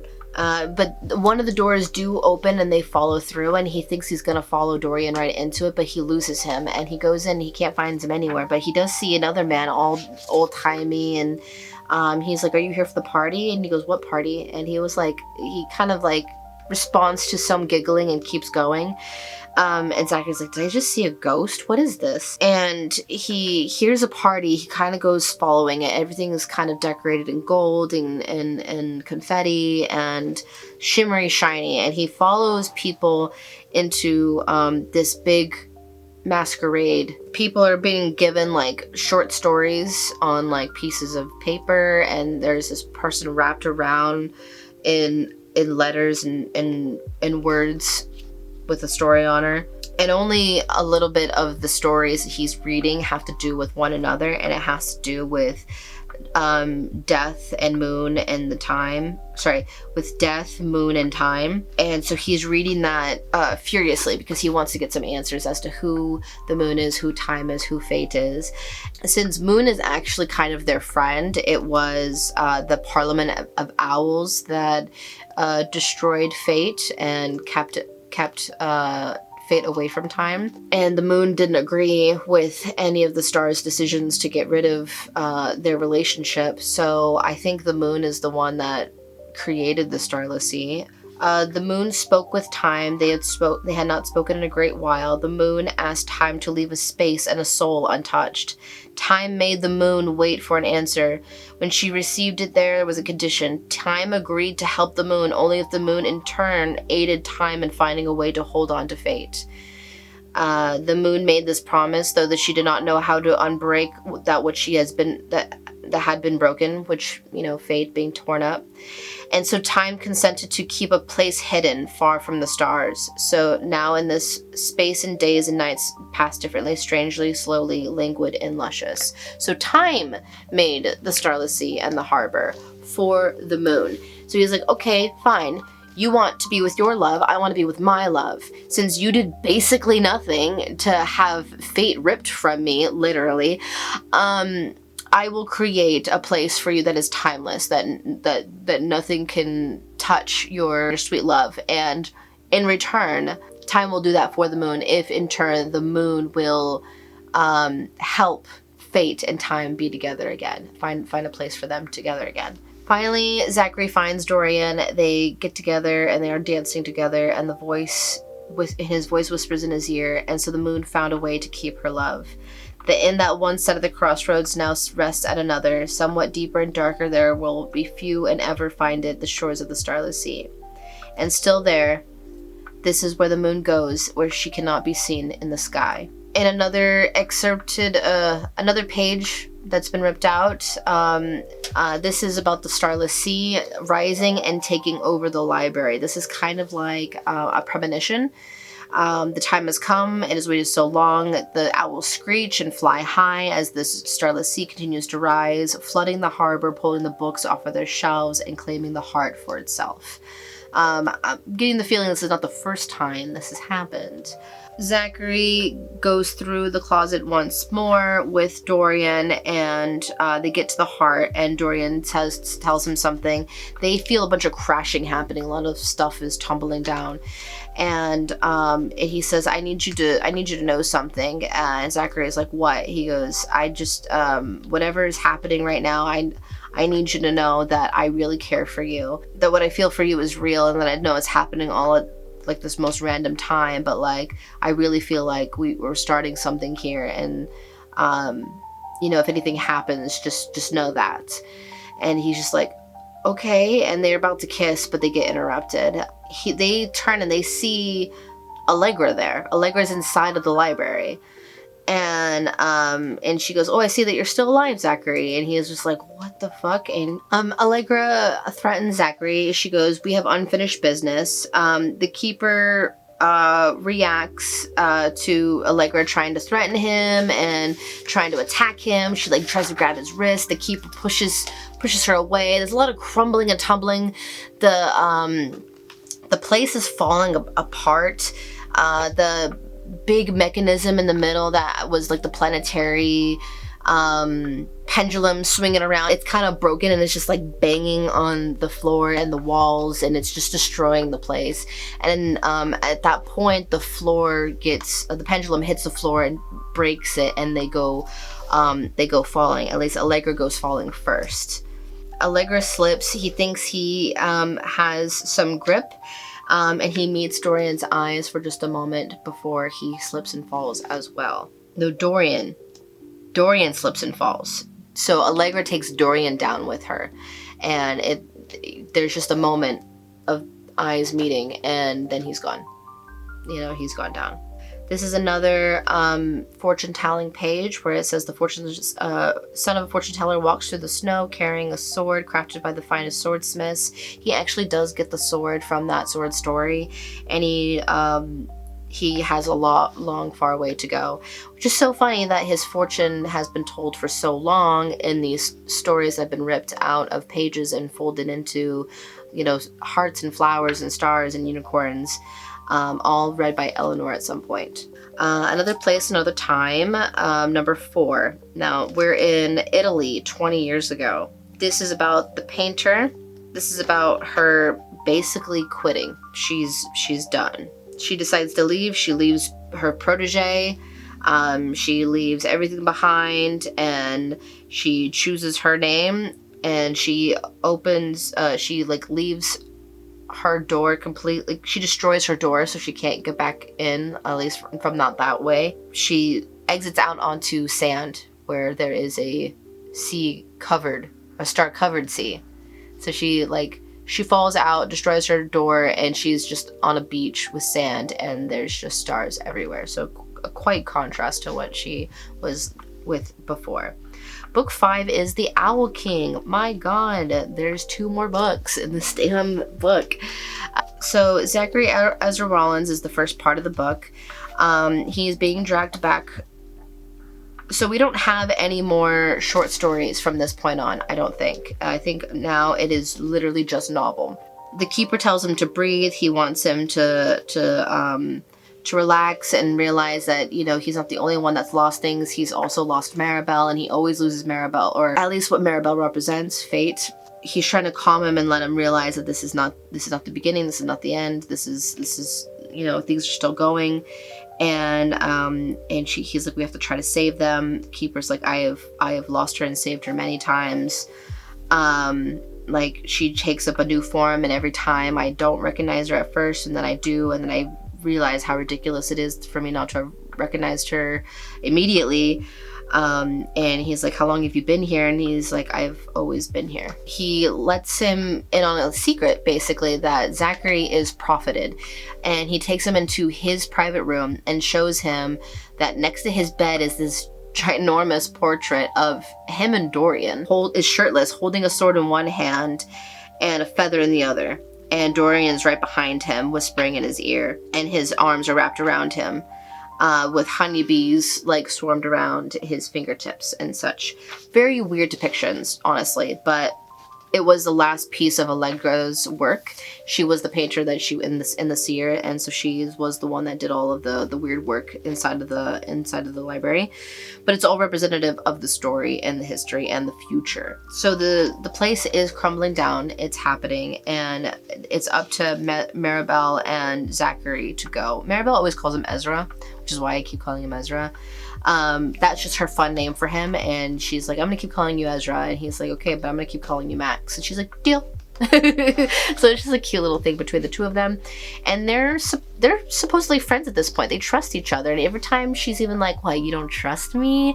You know, he's like, I don't fucking know you. Like, so next chapter is Dorian is falling. He is falling. He's been falling for what seems like forever, months, weeks, years. He doesn't know. He thinks he will always be falling. And then finally, he's not falling. He hits the sea. And he only hits the sea when he finally decides to think that maybe the Starless Sea is just a bedtime story after all. And he reaches it, he hits it, and it's not water. It's honey. Maribel and Zachary are in the doorway going down the elevator, and because the keeper and Maribel have a passionate moment together, of course. She is kind of taunting him like, oh, like, you think I didn't have a plan? I have a plan. And the keeper tries to stop her again. He goes, Maribel, please don't go. And she goes, stop, please, she says. Now, this is a woman in charge. Listen to this. Stop, please. A warning and a wish. I love you, but I will not sit here and wait for the story to change. I'm going to make it change. Or she hands the sword over to Zachary and says, take this. And he says, it's dangerous to go alone. Switching up the quote a little bit, once again, a Zelda thing. But I wanted to read that little bit about Maribel telling the keeper, no, stop, and that I will not that I'm not going to wait for the story to change. I'm going to be the one to change it. So I respected that. And she said, I have somewhere to be. Let's go, Ezra. And so this is the part where I get kind of confused, because she is quite a friend. She is always trying to help Dorian, help Zachary, it seems. And then she goes, you know, you said you trusted me. He goes, I did. And she's like, all right, well, we're going down now to go save your boyfriend. He's like, it's not my boyfriend. I barely know the guy too. I like him, but so Dorian is sinking in the next chapter, Dorian is sinking into the sea. He is drowning, and he thinks it's going to be the way he dies. And then he gets pulled from the surface. He gets pulled onto a boat, and it says they're gone now, but they'll be back. And he's completely soaked and covered in honey. It is a woman that saves him. He says, thank you. The owls are gone. They came to investigate the commotion. They like to know when things change. I guess the owls are also still here in the Starless Sea. I don't think you can escape the owls. And then, but they she has pulled the body of Allegra, and she did not make it. She is not alive. And the woman on the boat recognized her. She says, we called her the painter. We didn't, we didn't call her Allegra. Dorian asks her who she is. She said, I used to be a rabbit. I'm not anymore. I don't need to be. It's never too late to change what you are, and it took me a long time to figure that out. And he asked her what's her name, and she said, they used to call me Eleanor up here. So, or Dorian has found Eleanor, and she used to know Allegra as well. That was, I think Eleanor was her protege. I think that was the one that left her alone so when she was pregnant, she didn't have anybody. And then Eleanor says, I know where that place is on your back. I know how to get there. And he said, oh, okay. He said, so we'll go there. So that's where they're going now. The next time we see Ezra, he's unconscious and he's dancing in a ballroom, and Maribel has to like bring him back too. And he's like, what was that? And he's like, you were dreaming. You know, it's gonna be hard to not get lost down here. This is the lost city of Honey and Bones. So technically it's a harbor. It's one of the original harbors, or one of the previous harbors at least. And just over time the harbor rises and the people have to flee and they have to go up more. Mostly they were named after my grandmother. There were lots of names of foundations that like were like cult members essentially. They were members that believed in the purpose, and they went under the Keating Foundation, named after Maribel's grandmother. When Zachary asks what we're doing here, he kind of wants like specifications, and she's like, I told you we're rescuing your boyfriend. And he's like, yeah, okay, no, but seriously, well, that's why you brought us down here, because of fate, right? And she goes, what does that have to do with fate? What does fate have to do with anything? He's like, aren't you fate? Like he's a little confused at this point. And this is where I get really weirded out. Maribel switches character hard. She just starts berating him. Not only does she like, he goes, well, what are you? And she's like, you know, her smile vanishes, and she's like, I'm a lot of things, but it's your own damn fault you came down here. No one told you to follow me, but you did. No one told you to do this, but you did. And you did it all because you're weak and your life is boring and you have and just like berating him. And right when he thinks it's like okay to interrupt her, she goes, shut up. And he's like, don't tell me to shut up, what the fuck? And then something is actually happening. A shadow storm is coming and it's about to attack them, but it's not a storm, it's a bunch of wings. It's a bunch of owl wings. And Maribel just tells him to run, and they're running for their lives. They run over, there are all these stones and stuff like that they're like trying to climb over. He uses the sword to keep his steady, but then he ends up giving way and falling and sliding down into the darkness below again. Back to Dorian. He is still covered in honey, trying to get it all off. Eleanor is trying to help him out and asking him questions of he was asking her like how she got the ship and how she's doing it, and she's like, I just told it to myself. I told myself a story and it came true. I told myself I was sailing on a ship and there was a ship. I told myself I was this and then I had this. And she's like, that's what you do. You tell yourself a story and it becomes true. She is very successful in this and has mapped out all of the harbors. She knows where she's going. She has been exploring this whole time. Our little explorer has never stopped. And so this is the Starless Sea that they've been talking about this whole time, is this big sea of honey. And it heals you, it feeds you. You shouldn't need anything for a long time. You shouldn't need sleep or food or water for a while if you fall into this honey, which is ironic because how are you supposed to ever get out and survive if someone doesn't pull you out? And time is just different, so much different down there that it moves so much slower. And she doesn't say that she's lost. She doesn't believe that she's lost. She thinks that herself is just wandering and exploring. They do a beautiful goodbye to Allegra. They set her out to sea. There's a bunch of like stone statues around him, and then he finds like bodies, like actual bodies. And some of the bodies, one of the bodies has like a satchel type thing. What's it called? The thing for a sword that you can put your sword into. So he doesn't want to, but he like pulls it off the body and like puts it on and like uses that to like carry his stuff a little bit. He has a bunch of stuff with him that he ends up like dropping pretty early on and saying like, you know, I don't need any of this stuff right now. And he like just drops it, where he gets into this point where there's these voices that are talking to him so dark, horrible things, making him feel horrible things and saying that he's not worth anything, he has no friends, that this was, you know, the point of his life is to just be lost in some random place. Saying basically that, his whole life has been boiled up to this moment of dying, and dying for nothing, and that they were all using him, and that he is stupid, and that he was fantasizing about swords and libraries and being important, and you would think that you would be important. Yeah, right. And these horrible, horrible voices are just nagging at him. And finally someone pulls him out from the darkness and says, don't listen to them. Don't listen to the voices. They're all lying. They always lie. And the voices are like, we're not lying. We're telling the truth. And, the guy that pulls him out says, like, just trust me, follow me, and takes him all the way out to safety, essentially. Yeah, and then the last thing the voice says to Zachary is, you don't even know why you're here. And once again, it's like doing this whole alluring thing, this build up, this anticipation as to what we're doing here. What is this story about? And they're really going to do it to the very end. And then I don't know how he realizes it, other than the page telling me right now that he is face to face with Simon right now. Simon Jonathan Keating. Now we are in a dual perspective of Dorian again, but this time it's back in the past, and he is on a hunt. He has a mark, and his mark is Maribel. Dorian gets to see Eleanor's map inside of her ship, how it's just made with like honey and ribbons and gold and trinkets and stuff like that. She's kind of just mapped things out with whatever she can find, and she eventually tries to bring him to the place that is tattooed on his back, that is from his book. He says, hey, just so you know, like, I know your daughter. And she goes, oh, you know Maribel? And he goes, yeah. And he goes, well, she's not really my daughter. She goes, she's not? Well, because she's not really a person. She's dressed up like a person the way the keeper is, but you know what I mean. And Dorian's like, I think I do.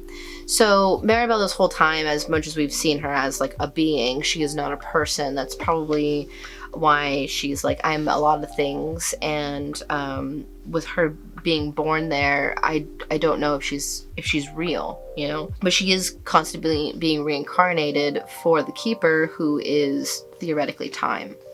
Dorian gives Fortune and Fables to Eleanor, and Eleanor takes it from him and says, I gave a book that means the world to me, to someone that I cared about very much, and I never got that book back. And she's referring to Sweet Sorrows, giving it to Simon. I will read this and I will give it back to you. And he goes, yeah, as long as you actually read it. And she goes, I will, I promise. And so she drops him off, and then she sets a sail. And Dorian is left alone in the dark. Back to Zachary. He's talking to Simon, but he doesn't, he's not exactly what he had pictured him to be, obviously. He is a man lost in time, so what does that mean at this point? He has all these shrine.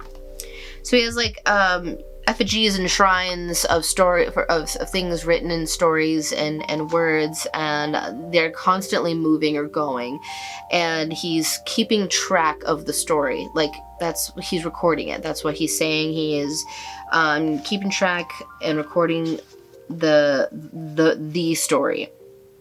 And there are these giant statues of figures that look exactly like Maribel, him, Dorian, and the keeper, and which it's just weird that Zachary knows who Simon is. Zachary doesn't really know who Simon is in full, and he doesn't know what he's been doing this whole time, and Simon doesn't really know who the statue or this man is. He just knows that this man is the statue. He's trying to understand it, but Simon's like a madman. He's like talking in like riddles. Zachary's like, I feel like I'm going crazy because I saw a ginormous bunny. And Simon's like, the celestial hare is not a bunny. And he's like he's very particular, and he's telling him that the Owl King is coming. And he's like, the Owl King again? Who is this Owl King? And he doesn't know who he is. No one will tell him anything, and there's not enough information in the stories that are really telling him. And Zachary says, who are the stars? And Simon says, we are the stars. We are the stardust and the stories. All these metaphors and what the story means and who the story is and what the story is and blah, blah, blah, blah, blah. If I hear the word story one more time after this book, I'm gonna go crazy. As he's looking at the ribbons and the strands that Simon is furiously writing on, he sees a sword, a crown, a swarm of bees, a ship without a sea, a library, a city, a fire. Like, he's seeing all these little, like, symbols. It's almost like hieroglyphics. And Simon says that the story is changing and it's moving too quickly. And Zachary says that he thought time was supposed to be different here. But Simon says that the egg is cracking. Soon the dragon will come and eat the world. So I think that is just madman rambling. I don't know where the dragon comes into play other than in fantasy stories, and then later they do see the dragon creatures swarming that one girl in the picture, but there's no dragon. There is an owl that is with Simon, and he flies to Zachary and like lands on his shoulder, and he stays with him. But there is a door, and Zachary's about to leave. The next page is just a simple 2 lines. It's an excerpt, but it says, "The door to the moon. The son of the fortune teller stands before 6 doorways." So I thought there wasn't going to be more excerpts. There's one more, I guess. And it's about Zachary standing in front of 6 doorways. He knows that he needs to find man. He thinks that he has found man, which is Simon. And he wants to try to help him, but he won't leave. He goes, "I have to find Maribel," and he points to the statue, her, I have to find her. Maribel or Fate or whoever she is, I have to find her. And then Simon says, "She is not your friend. You're not supposed to trust her. She is the mistress of House of Books. She left you. She meant to do that." And he's like, "What are you talking about?" And this kind of like reiterates what that voice was saying, is like, you don't know what you're here for. And he mentions Allegra, like he's wondering what happened to her, but Simon is like, oh, she's gone now. Her time is done. And so now Zachary is being informed by Simon that Allegra has passed, that she did not make the fall. He gives Simon the book of the Ballad of Simon and Eleanor because he kind of wants him to remember who he is, and he wants him to remember who he was searching for. And at first Simon doesn't want to. He says, "I don't want to be part of the story no more. No, I'm not part of the story. I was part of the story at one time. I'm not a part of the story now. Now I just record the story." He's like, no, I can't. It's dangerous. It's painful. It's too painful. And I think he just means like how terrible it was to lose Eleanor and to be that man lost in time, and now he's on this other side of being a different person. If he goes back into that misery and that horror and that finding Eleanor, like what he might lose whatever he has left. We're back with Dorian though in the next chapter, and he is stuck in the snow. It's just dark snow, and he's walking for a really long time. He finds the cottage with the innkeeper, and the innkeeper lets him in, says he can thaw out, he can warm up and all this kind of stuff. He's been expecting him, actually. His wife had left something for him, and he brought it back to him, and it's like a box, and it's for Dorian. It's this bewildering, beautiful box, and he said he's been having it for a long time, and his wife gave it to him to give to Dorian, and said that sorry that his wife isn't here, that she would have liked to meet him. He wishes Zachary was with him, and then he asks the innkeeper if he has a mouse, and he smiles and says he does. I don't remember why that's important, but he does have a silver mouse with a sword next to it on the box, and it fits and slides into the box, and it opens, and inside is a beating human heart. Zachary back with him. When he goes through, when he leaves Simon, there's a tent. It's massive. It goes on forever. It kind of reminds me of Harry Potter Goblet of Fire, where the tent goes on forever and ever. Once again, some TARDIS technology. He drops almost all of his stuff. But he because it was just so heavy, and he's walking in the snow.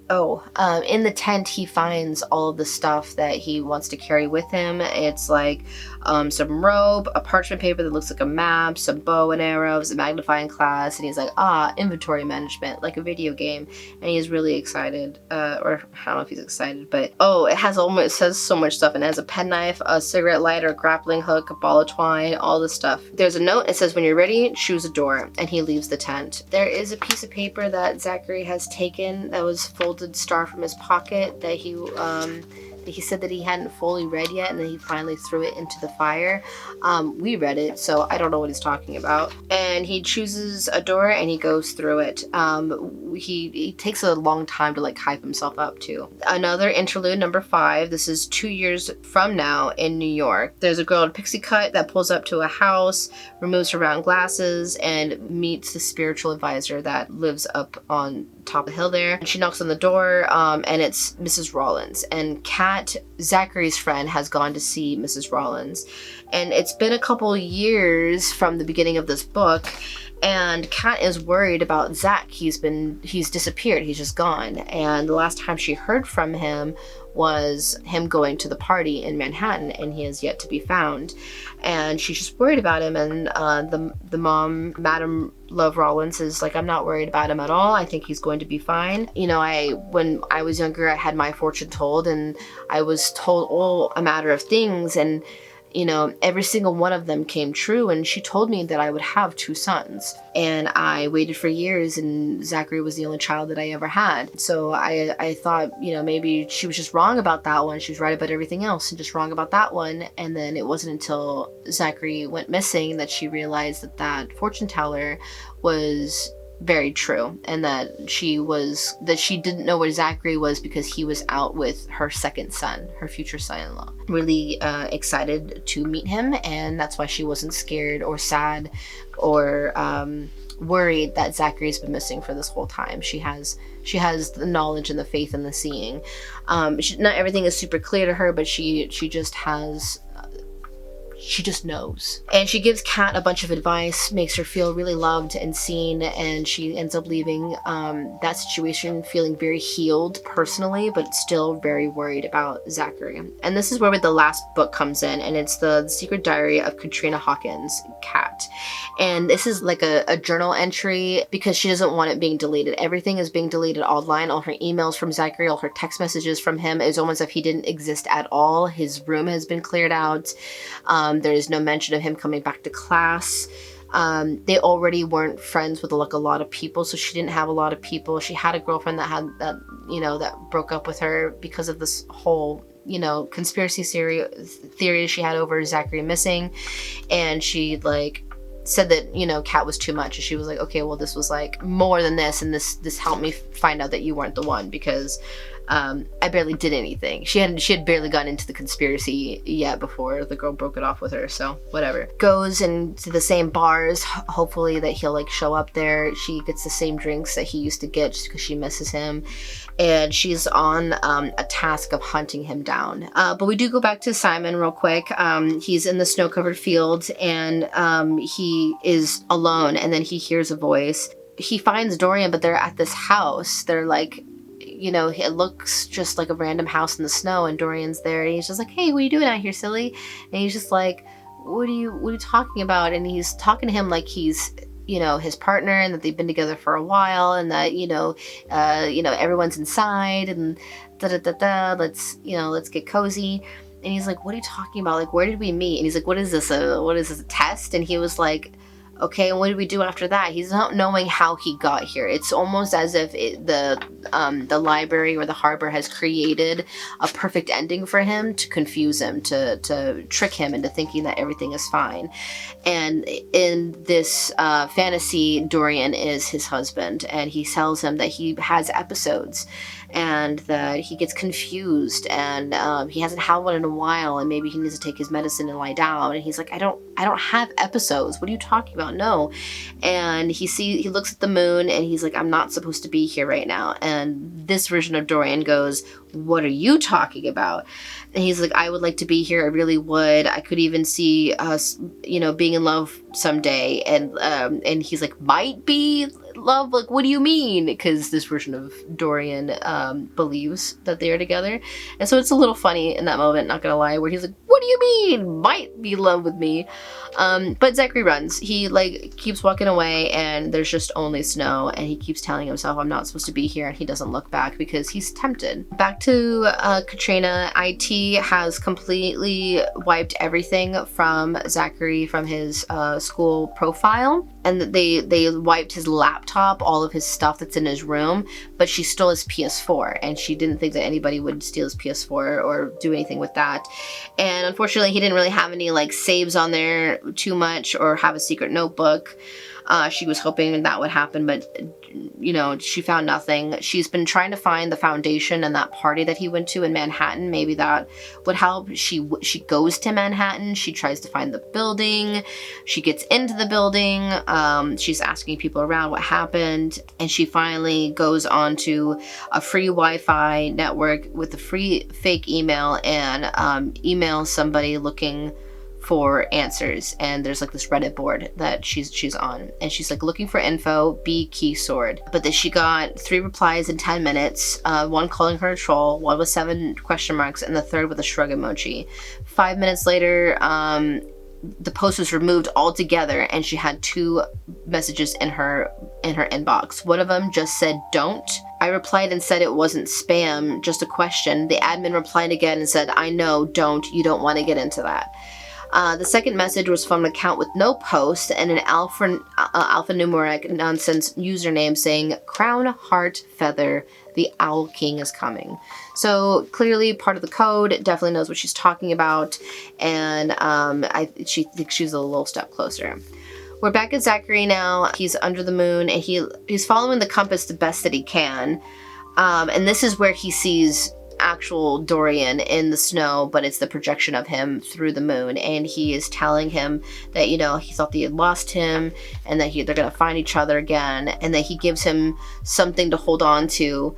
Zachary gives Dorian the sword. He eventually has to say goodbye to Dorian, and he continues on his journey, and he does see the stag in the snow, like in that short story earlier, and he follows the stag. He follows the stag all the way into the trees, where there are a bunch of ribbons and candles and keys. The keys are strung from the ribbons off the trees, but there's candles everywhere.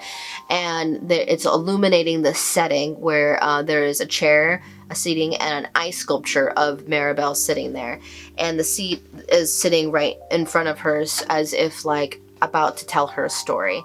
And he feels as though that is exactly what this ice sculpture of Maribel is telling him to do, is to tell her a story. And so he does. But before we get back to that, we have Dorian. He wakes in the unfamiliar room. He puts on his boots and makes his journey. He says goodbye to the innkeeper. And he takes the box with the heart in it, the cloak, a kind of general direction of where he's supposed to be going. The innkeeper, once again, this is just weird to me. The innkeeper places a light kiss on Dorian's lips as he bids him farewell. I don't know why everyone's kissing everybody in this book, but it's weird. Except for the 2 people you want kissing. The only 2 people you want kissing, you're not kissing.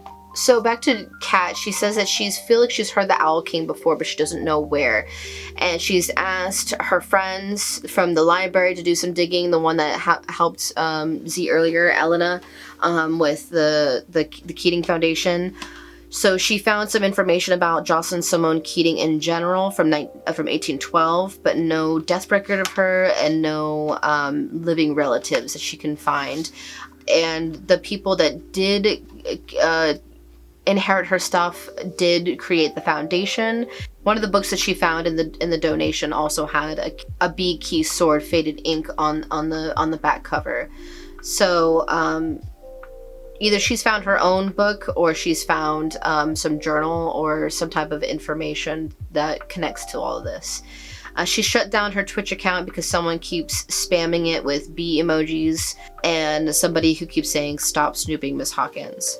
So I think she definitely is being stalked by the Collector Club at this point, especially before Allegra has passed. I think this is during that time where Zachary escaped, but he's still down into the Starless Sea, or in the harbor by the Starless Sea. Back with Zachary, he's telling Maribel a story. He's telling her every story he could possibly think of. One from The Sweet Sorrows, one from Fortune and Fables.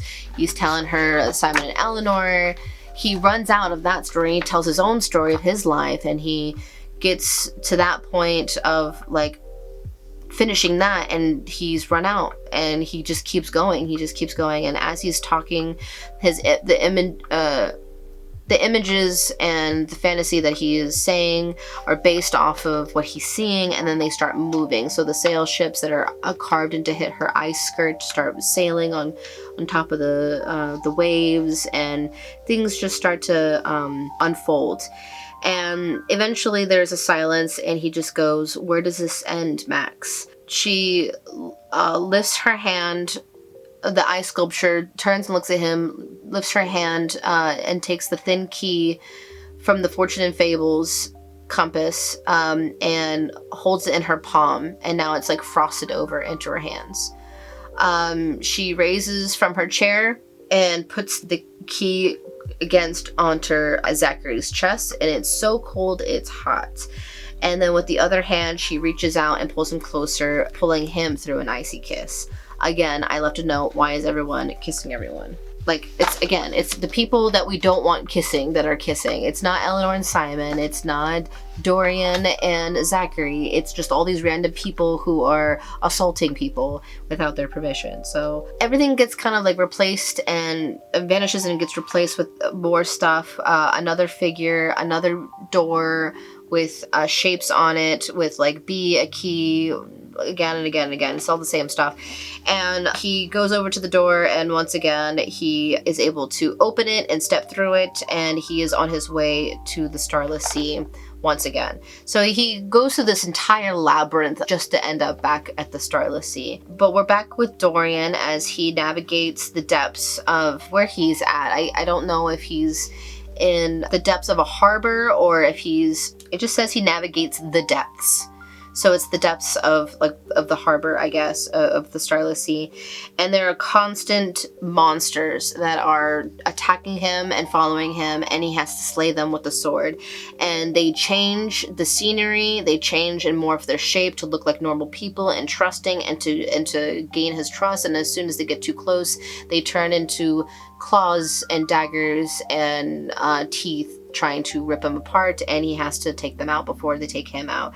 And it gets to the point where he kind of beats them to the punch. He doesn't even let them try anymore. He just comes up to them and takes them out, because this keeps happening so many times that he's grown desensitized to it, and he doesn't know how long he's been doing this or how long he's going to have to be doing this. But he knows that he needs to get to Zachary. We're back at Katrina though. And she says that she's being watched. She feels that she's being watched. She can see this guy reading a book, but he stayed on the same page for over 20 minutes, and he's barely touched his food, and she's on a staring competition, or like a stand down. Like, she's not leaving. She's not letting him follow him, and so she's waiting for him to leave first. And she's like, they will have to pull this Adventure Time notebook out of my cold dead hands.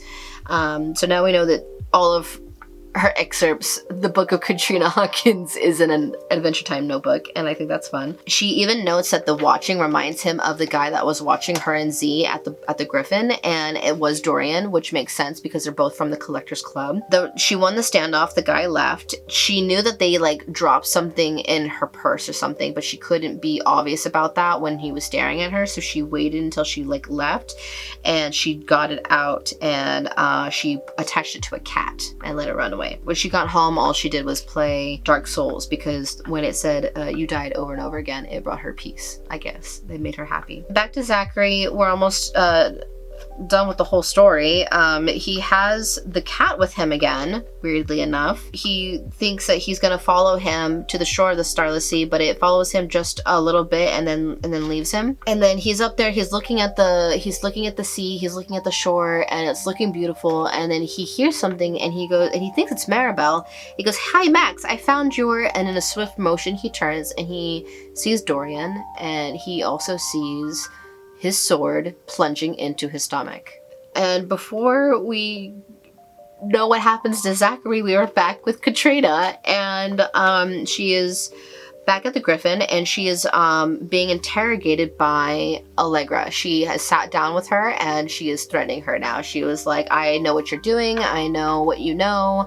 And she's like, "Well, and you," she's like, "I know you have nobody. I know nobody will notice that you're missing." She goes, "I know that if you come with us, it'll be better for you. And if you don't, like, no one will even know that you're gone." She knows about her breakup. She's just kind of doing these overlooming threats with her. And so she's trying to allure her to the Starless Sea, and she's like, do you believe in mystical, fantastical, and improbable or even impossible things? Do you believe in things that others dismiss, or dreams and imagination, as dreams and imagination actually exist? Or do you believe in actual fairy tales? She's trying to entice her because deep down, Kat actually does. And she doesn't want to admit that, but she does actually believe in fairy tales. And she thinks that some way deep down, somebody's, like, eventually your Harry Potter letter is coming to you. It's just coming a little late, got lost in the mail or something. And I wrote a long note about this. I said, this is a good example as to who this book is tailored to. For story lovers and tellers who believe deep down in fairy tales, in the impossible, who use books to escape and only ever want to escape, who feel like they never really grew up. And I feel like I wanted to continue with that, but I ran out of page. Somebody who was like, oh, if I could just live in a library and escape and read books for the rest of my life and just have things like brought to me food-wise and cats with me, I would be happy for the rest of my life. She kind of like mocks her. She kind of mocks Allegra, says, oh, like, what happened to your eye? I'm not interested. Like, you know, weirdo. Allegra is like genuinely disappointed, and she's like, I'll be keeping an eye on you. And she's just like, okay. She's not really affected by that much. Back to Zachary Ezra Rollins. It doesn't even say his name at first. It just says the son of a fortune teller is dead. Zachary can't feel anything. He doesn't really feel like his body is his body. It's like a version of his body. There's no heartbeat. It's kind of like this afterlife that he's in.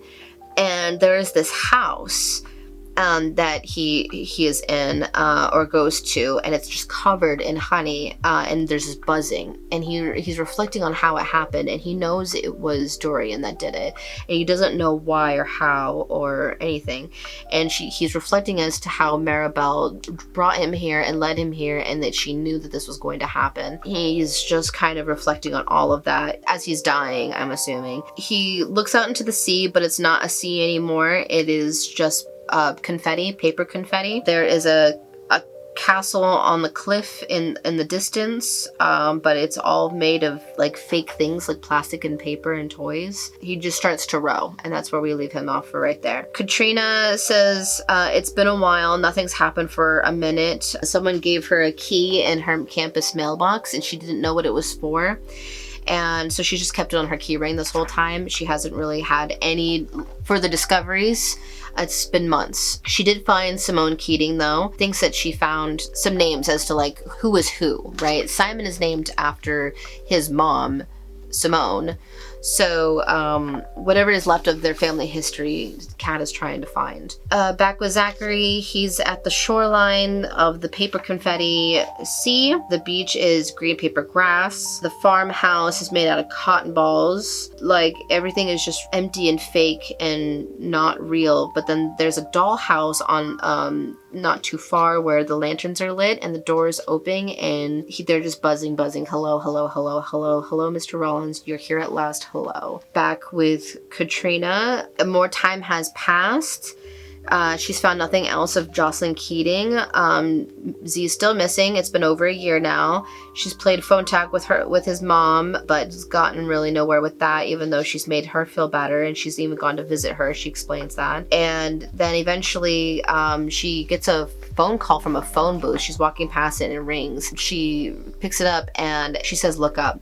And she looks up and there's this girl that is looking at her from the window, and she's like, I'm guessing your name isn't Sarah, is it? Because she's the girl from the knitting class that was talking and knitting in the back. She says, you know, she's asked her, so Allegra asked you to join us, didn't she? And she was like, no. She's like, you were smart. I wanted to belong to something. I just wanted you to know that I just wanted to belong to something, and that's why I did what I did. And she's like, well, that sucks for you. And you're still not telling me where my friend is or anything else. And she's asking her questions and she's dodging her.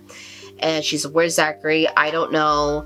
And then she goes, who's the Owl King? And she hangs up the phone. She like basically said that if she gives her any more information, they'll still kill her, that everything's falling apart and that it's all coming to an end anyways, and that it's all over now, but she could still be killed for telling anybody what happens. We're back with Zachary with the bees inside of the doll house. They're buzzing away, telling him how he's part of the story, that he is the key, that the reason why keys are so important is that he is the key. and that they need him. The story sculptor knew that the story would be this way, and they've known about him for a very long time. You know, they are saying all these things. They're supposed to tie in all of the short stories together, bringing it out into one big story of Zachary being the answer to the ending of the Starless Sea. And this is where he finds out the kitchen has been the bees the whole time. That anytime that he sent anything down to the kitchen and talked to the kitchen, it was the bees. I think this was supposed to be like a reveal of some sort, but it seemed like, oh, so the bees named Maribel. That's cute. Like, that's all I really got out of that. And they are so accommodating. They're like, oh, would you like something to drink? Would you like to have this? Would you like to have that? We love you so much. We want you to be happy. This is the last few moments. We really want you to be happy. And he said that he wants to talk to Maribel. The only thing he wants to do is talk to Maribel. He has some unfinished business that he needs to have like one last dance with her and to talk to her. And so they said, would you like us to make a place for you to talk to her? And then he said, yes, that's what I would like. I would like to have a place that I can talk to her. And so they do. Back to Katrina, she says that she has heard of the Owl King before, and she remembers now. She remembers where she had heard it, and it was from a really long time ago, talking about fairy tales and stuff. And she remembers being stuck in a conversation with the story being told to her, and about this hidden kingdom and loopholes and spells. And she remember asking, did it work? And the girl that she told her the story said, not yet, but it will someday. And she said that we talked about it, how it was more than a story, and the whole cast of characters felt like a proper fairy tale. There was a knight, maybe. There was some type of Persephone lady, and she doesn't remember much about this interaction except for the story, and that the girl, she saw this girl, she thought she was really cute, and she was like, the only thing I really remembered about her is that I wanted to kiss her. Oh, and she had pink hair. And Maribel has pink hair. That was the big gimmick of hers, that she has dark and then pink tips. And every time there's a character with pink hair, we know it's Maribel. Dorian has tried to kill Maribel, and when he did, he stuck his hand into her heart or stabbed her in the heart, and it was still beating. Like, it wasn't like it stopped beating or whatever. It was still beating underneath the knife, and it terrified him. Zachary now is in the place that the bees have made for him. He goes downstairs into the basement, and they have made it into a ballroom, and Maribel is there. He says, is this all in your head? And she goes, if it were, then the answer I would give you would also be made up. He's like, you knew this would happen. She's like, not necessarily. I opened doors for you, and I had a feeling you would go through them, but I didn't know, and you chose to do it. Everything you did was on your own volition. And she's just like, he's like, what about you? What are you? She's like, I'm just an immortal vessel. I'm literally just like, I'm a symbol. I'm not even really me. If I am me, I've always been me, or I am a new version of me, or I don't know. Or maybe I was this whole time. I'm not sure. But what happened was Allegra saw the end. She saw the ending of the Starless Sea. She saw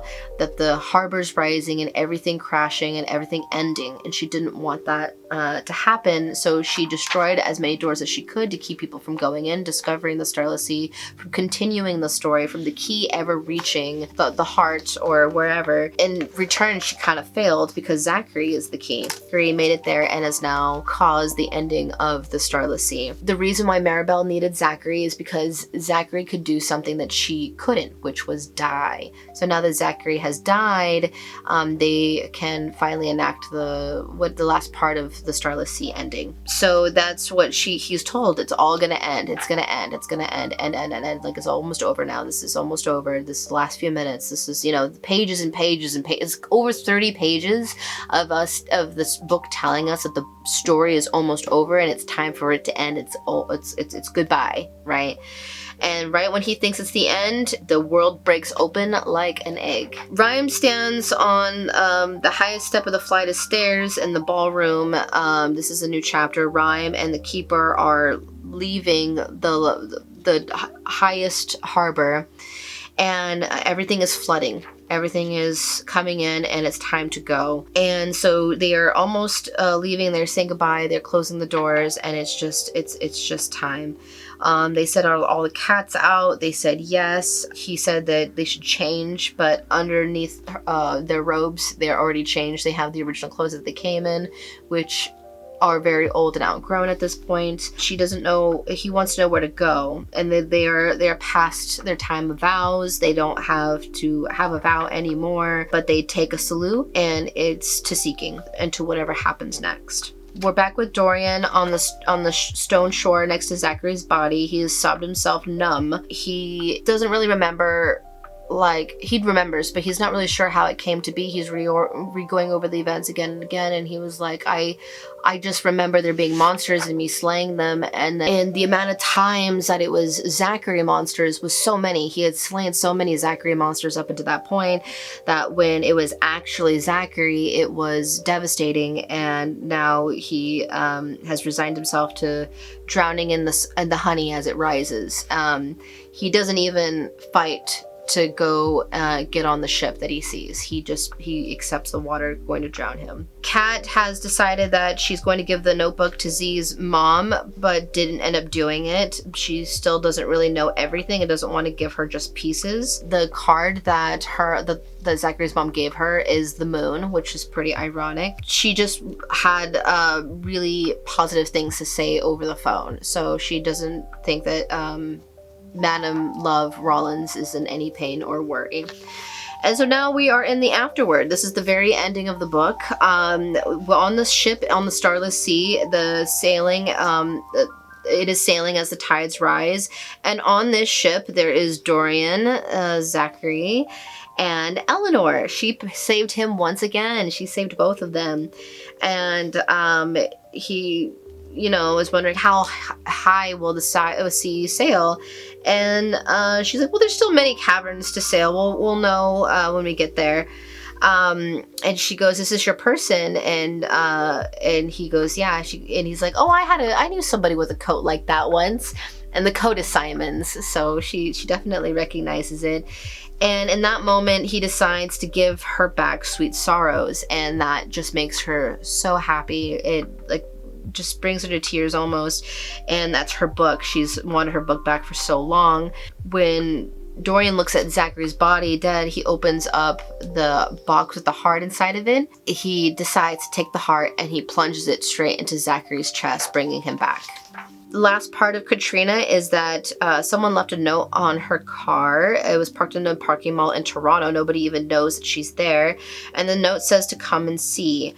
Regards from the Keating Foundation. She typed in the DPS, and it's not far from where she is in Toronto.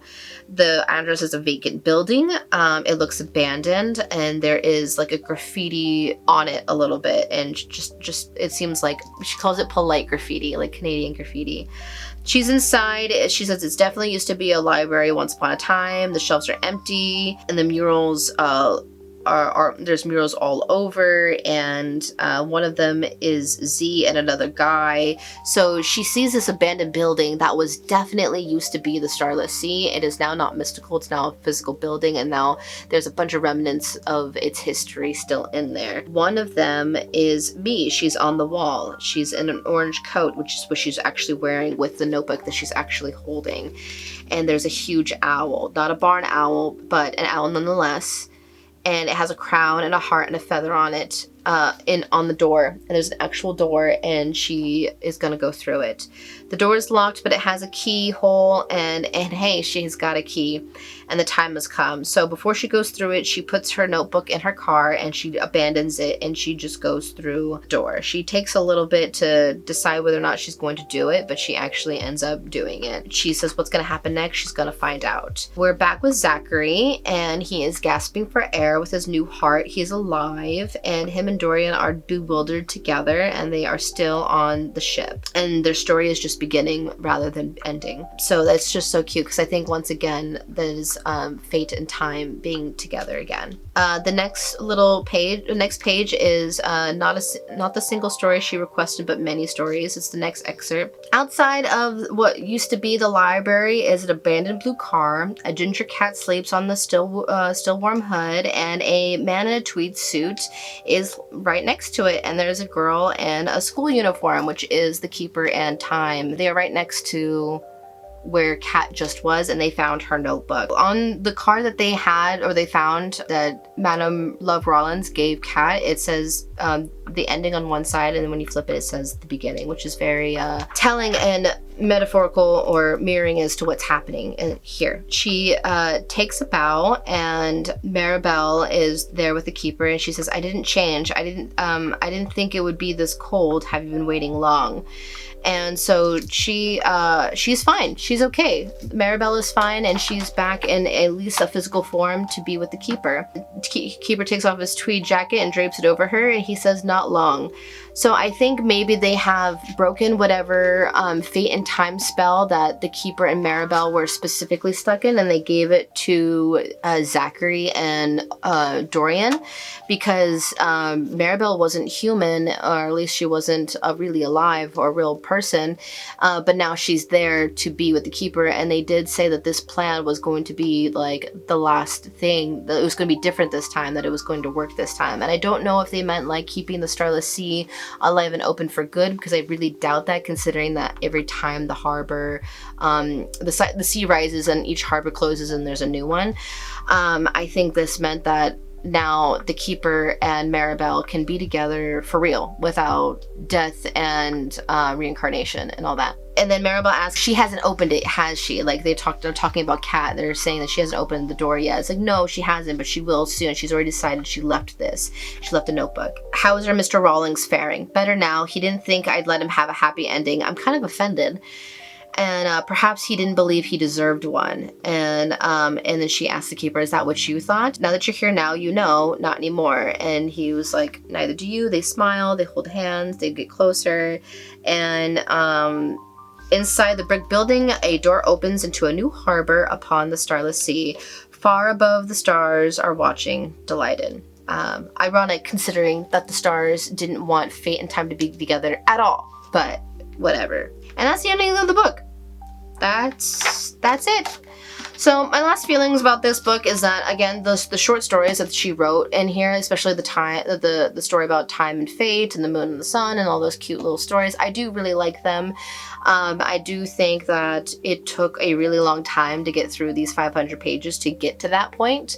I think this could have been definitely trimmed down, but I think that the people that this book is for are the kind of people who really like to read books to escape, not to get to a point. So a lot of times I will read a book and I'm just like, all right, let's get to it. Let's get to the why you're telling me this. And I think a lot of books are truly meant to just like escape and explore and to be somewhere else and to not try to get to the point so easily. So maybe it is definitely for a different person who is searching for like a different vibe out of a book. But I also think that I know somebody who might like this. Oh, I'm actually gonna give it to my grandma. I think she might like it. I think she likes fantastical books like this. I'm not sure, but she's always given me books to read, and I've always liked her books recommendations. So yeah, I'm gonna try. And that's actually why I tried really hard to get this recording done as quickly as possible so that I can give this to her without any of my notes still tagged into the book. They're all out now. They actually, like I said, they make a little novella of those short stories. I'll probably like buy that and keep that, but otherwise, yeah, I'm probably not going to keep this book. But that was The Starless Sea by Erin Morgenstern. Right now I'm reading Psycho. That should be like a fun, easy read because it's pretty close to the adaptation of the movie, so it's like reading very closely to that. I just learned a bunch about Ed Gein from a Call Me Chris video, so I learned so much more than I thought I was going to learn, and it's going to be interesting to kind of see, like, now that I have the backstory and then reading the book and I've seen the movie first, it's going to be an interesting order. And I eventually have to do my video on We Used to Live Here by Marcus Cleaver, because that one is going to be also a long video. So let's start by uploading this and get her done. Alrighty. Okay, bye.